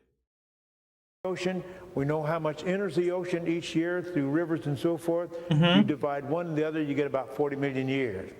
Yeah, unless you do it with aluminum, according to your own book there, Dwayne, where it came out to less than 200.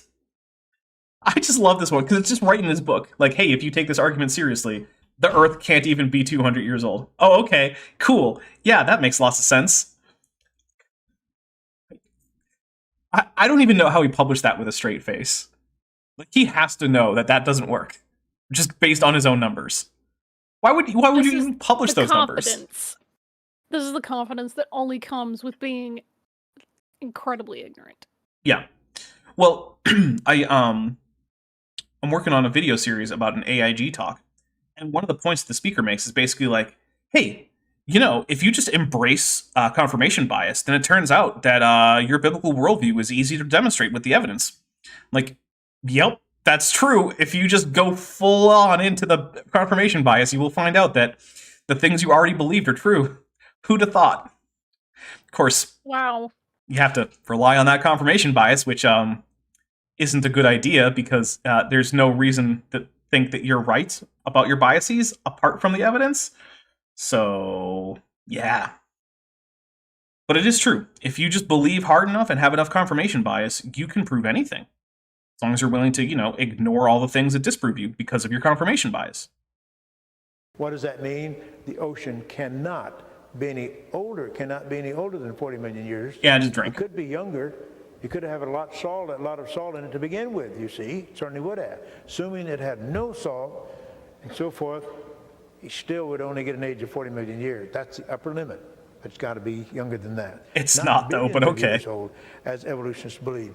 I love it how he's like, oh, how do you know that radiometric dates or decay rates have always been the same? And I was like, well, this way. And, you just assume that there's no way that these elements can leave the rock? And everyone's like, no, we don't assume that. Actually, we check. And then here he is with like, oh, if I just assume constant accumulation rates of all the various minerals and salts flowing into the ocean, and I don't think that there's ever a way for any of them to leave the ocean, then I can make this whole math work. And everyone's like, what? How are you this internally inconsistent? I'm glad to know that the water cycle doesn't exist. Yeah, basically. Yeah. And because he's literally doing the opposite of what he was doing when he was talking about radiometric dating, right? Because radiometric dating obviously shows that he's full of it. But he thinks this technique, if he does the same thing that he accuses scientists of doing with radiometric dating, if he does that, the things he thinks are problematic, if he does them, then he can use ocean salt accumulation rates to show the Earth has to be young, so that it's okay when he does it, basically. Which, no, it's not, actually, Dwayne. It's not okay. And unlike the decay rate of various isotopes, the amount of salt washing into the ocean is actually not just some thing that is determined by just, the basic laws of physics and that can't change, you can have things like lower rates of erosion globally, or you can have things like climates that have less precipitation, which means less rivers actually make it to the ocean. You can have situations where rivers are more likely to just dry up before hitting the ocean. A lot of rivers do that, right? The Colorado River does that now. Hasn't reached the Gulf of California in decades. So, yep. Also, Dwayne, being a big fan of the Bible, might be familiar with the Dead Sea, which is where the Jordan River empties. Yeah. And that isn't connected to the ocean at all. And that could the number of rivers doing that can change over geological time. So he's doing exactly the thing that he complains about. He's assuming that something that isn't constant is constant. He's assuming that there's no contamination, or, well, the analog of contamination where things can leave or enter the system. He's only thinking they can enter the system. And he's then extrapolating that back as if you could just do that linearly throughout all of time. None of which are true in this case. It's always amazing when creationists do the very thing they complain about. Comets can only exist Almost for like thousands projections of all they years, a got. few thousands of years. Yep. A comet makes so many orbits around the sun, and then it's all gone. That's going to be, short-term comments there, but okay. Short period, not term. And they can only exist for thousands of years. If this solar system is 4.5 billion years old, how come we still have comets? They should. So there are comets in places like the Kuiper Belt and the Oort cloud that have orbits that do not take them close to the sun. However, there are gravitational interactions which can lower their orbit on one end such that it in fact does start grazing the sun, in which case it becomes much more easily visible because it's closer and brighter because it's reflecting more sunlight, and so they're easier to see. Now you might say, okay, but we haven't directly observed the Oort cloud, although we have directly observed the Kuiper Belt. That's what Pluto is. It's a Kuiper Belt object. And it's true, we have not actually looked and seen an object in the Oort cloud However, what we can do is we can run analyses on the known orbits of short and long period comets, and we can find that they actually all seem to originate at a certain distance from the sun, within, a band, sort of a certain range of distances, which means that seems like it's where they're all coming from, and it's at about the hypothesized distance of the Oort cloud, which means that we know comets are coming from the Oort cloud, even if we can't see them while they're in the Oort cloud. It's kind of like, I don't know what it's like. I don't have a good analogy. That's just how it is. We use orbital mechanics the same way that we discovered Neptune, using orbital mechanics and math and saying, hey, point your telescope at this location at this time of day, and you should see Neptune. And then everyone was like, okay, let's check it out. And suddenly there was Neptune. We were using the same math to determine that the Oort cloud exists that we used to determine that Neptune exists. And fortunately, Neptune is closer and bigger so we can see it in a telescope. Yeah. But that fact that math works for Neptune and doesn't, it still means that the Oort cloud is almost certainly a real thing because we're using the same types of techniques to find both of them. So, and yes, Sphere Can't Outrun a Mudmonger says, but have you seen the Oort cloud? Checkmate, atheists. Yeah. Also, a number of the people working on the Oort cloud, not atheists. Because again, believing in science isn't a synonym for atheism. Yeah. Should all be gone. Shouldn't exist. But there's plenty of them. So I don't even know what plenty means in this context. But okay. The evolutionists has to come up with some ad hoc explanation where these comets come from. And the problem is it's not an ad hoc explanation. It's a testable hypothesis that has been tested and confirmed in numerous experiments, right? Because the thing is, to some extent, you can say any hypothesis is ad hoc, right? Because you see some unexplained data and you think, okay, what could be causing this? And what you come up with is going to be ad hoc, right? Because you just came up with it as basically a guess to try to explain certain data. That's fine. Science is okay with starting with ad hoc explanations. It's the tests that come afterwards that are important. Once the tests have supported your hypothesis and failed to support your null hypothesis, suddenly what was once ad hoc is now actually an experimentally verified hypothesis. And that's what happened with the Oort cloud. Sure, it started out as ad hoc. Basically all hypotheses do. But then it was tested. And it turns out, nope, it's real. It's there. Yep. Experimental confirmation. Now you can say, well, what was the, independent and the dependent variable in this experiment? To which I will tell you, please stop using science like you're a flurf. Mm-hmm. Let me just say this. There are many, many, many indications that things are young. Now, Yes, some things are young. Have you ever met a baby?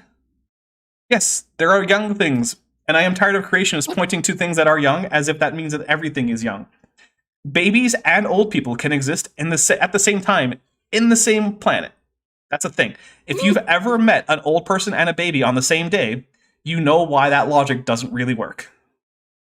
Like 10 minutes ago in this lecture, he was just talking about younger lava on top of like older rocks. Mhm. So Yep.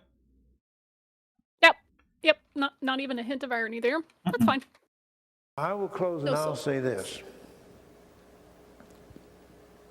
Even if this Earth is, say, 5 billion years old, I mean, it's younger than that, but okay. the evidence shows that it did not come about by evolution. It could not come.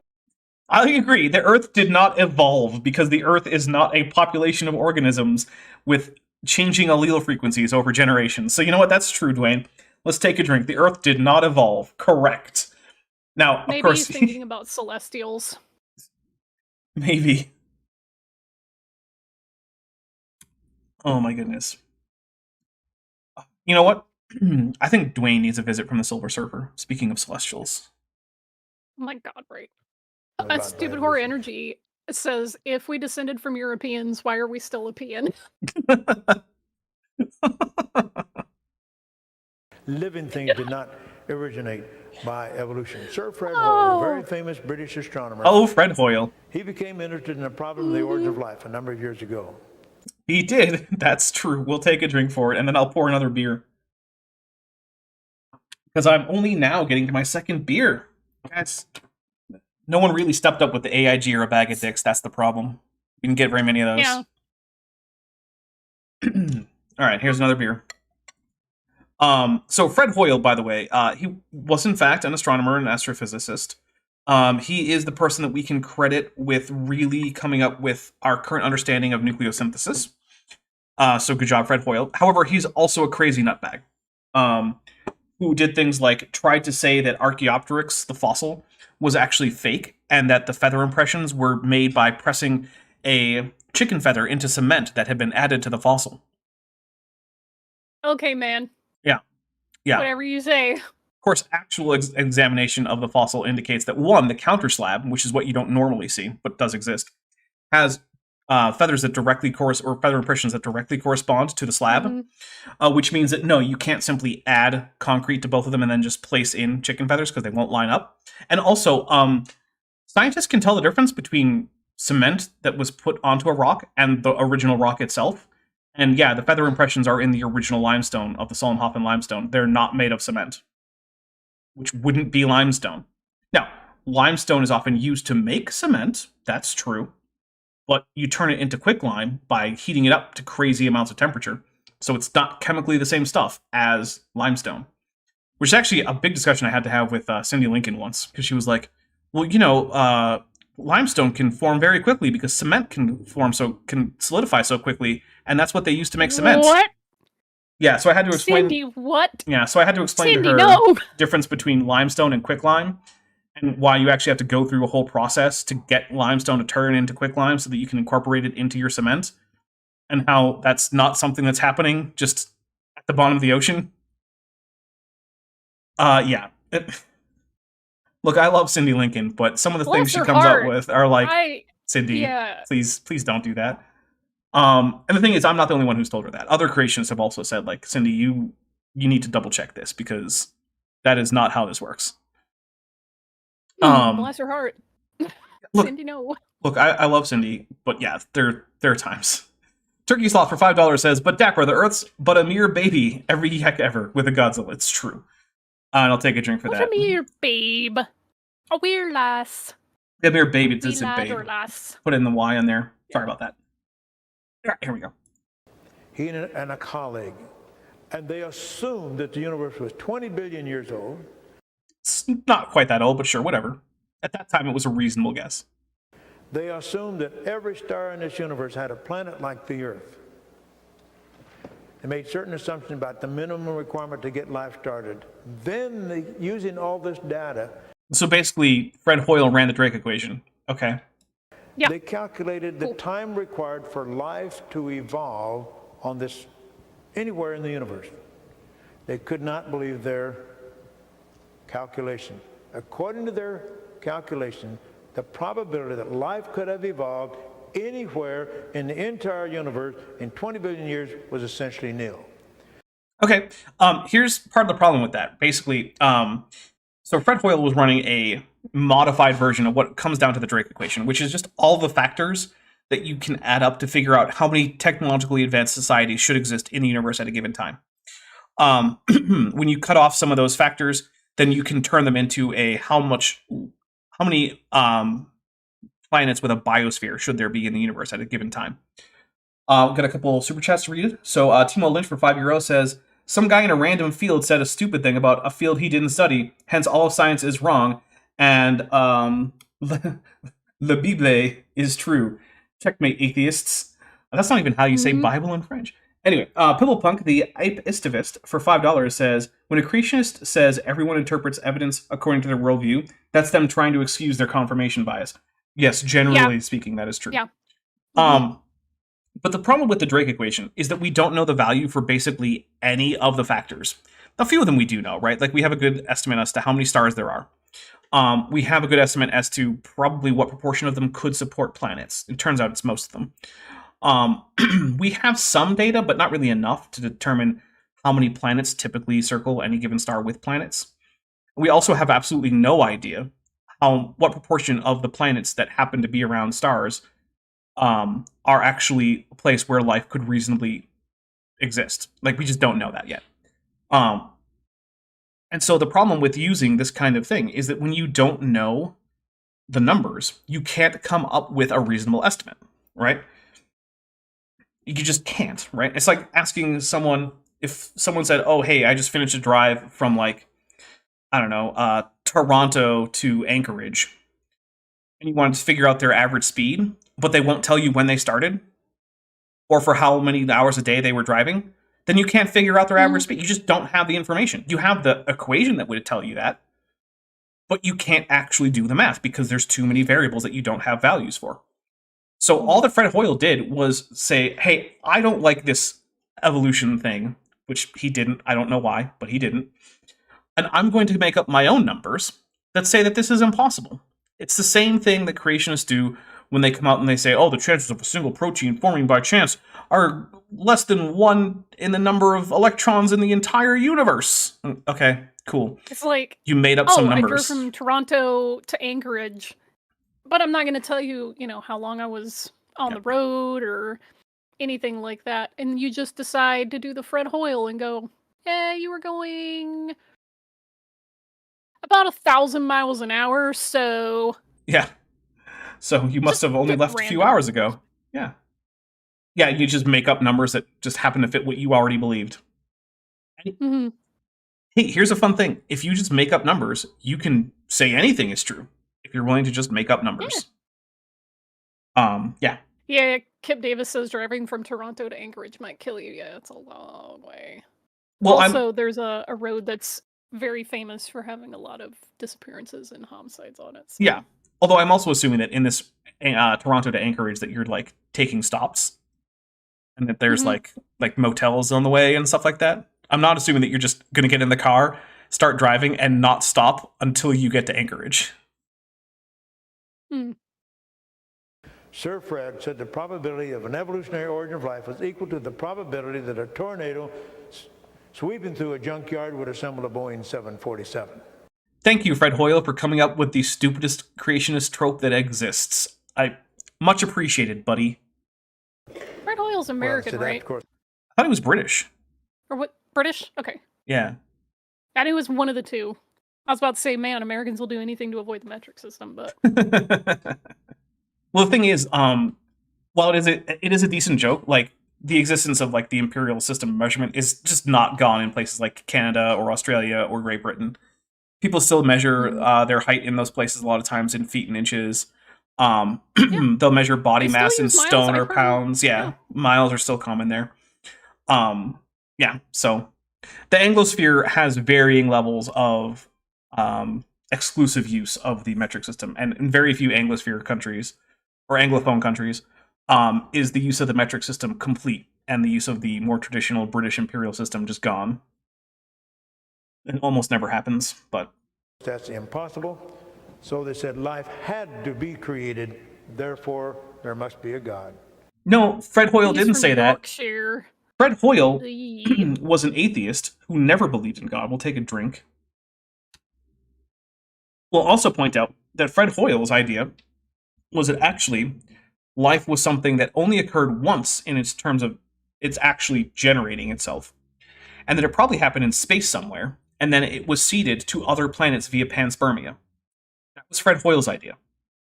He did not believe in God. He did not believe in special creation. He did not believe in the 6,000-year-old universe. He didn't believe in any of these things. He was a panspermia guy. And he used really weird made-up math to pretend that his idea was more reasonable than the much more likely idea that, life originated here on Earth and didn't come from space. Can we end with this amazing quote from Kip Davis? Absolutely. He says, "The tornado in a junkyard analogy is the rigid carrier of analogies." Thank you, Kip. Oh, perfect. All right, guys. We did actually go a little bit over. We will continue on probably with the Q&A next time. Like I said, I actually like Q&As on these talks because I get to answer the question in a way that, is actually a reasonable answer. And like I said, creationists can come up with great questions. I mean, your average lay creationist isn't stupid, right? They're misinformed. And there's a big difference because, if you're just a bit dull, then yeah, you're probably not going to come up with very interesting questions. But that's not what's happening. They are misinformed, but generally intelligent people. And so they can actually come up with really interesting questions. Mark A. Smith, who's been a member for 10 months and is at the tetrapod level, says, "Is that the same Hoyle from Rules to Card Games?" I don't think so. But then again, I don't know enough about all the Hoyles out there to say that for certain, but it would be surprising if it were. All right, everybody, thank you very much. Let's take a look at what's coming up in the next week or so. So, on Tuesday, Jackson with Jackson. I have confirmed with Jackson Wheat that is the plan. It will be at 6 p.m. Pacific, 9 p.m. Eastern, because unlike me, Jackson has changed his clocks, and I can't really expect him to show up an hour early because he's barely on time as is. So, that's going to be on the 28th of November, 2023. On the 30th, I will be premiering the final episode of the Doug Batchelor series. That is episode 3. What is it called? I don't even remember. Let's find out. Go to content. Let's see. Stupidity Whiplash Warning. Yeah, it gets really bad. Doug's Amazing Fabrication is 3 out of 3. So it'll be on Thursday. On the 2nd, I want to say. Yes, the 2nd. We're going to be doing another Saturday show. Vishanti, do you want to come on Saturday? I will be at LA Comic-Con. So it's not going to be Gish with Vish. It'll be something else. So there you go.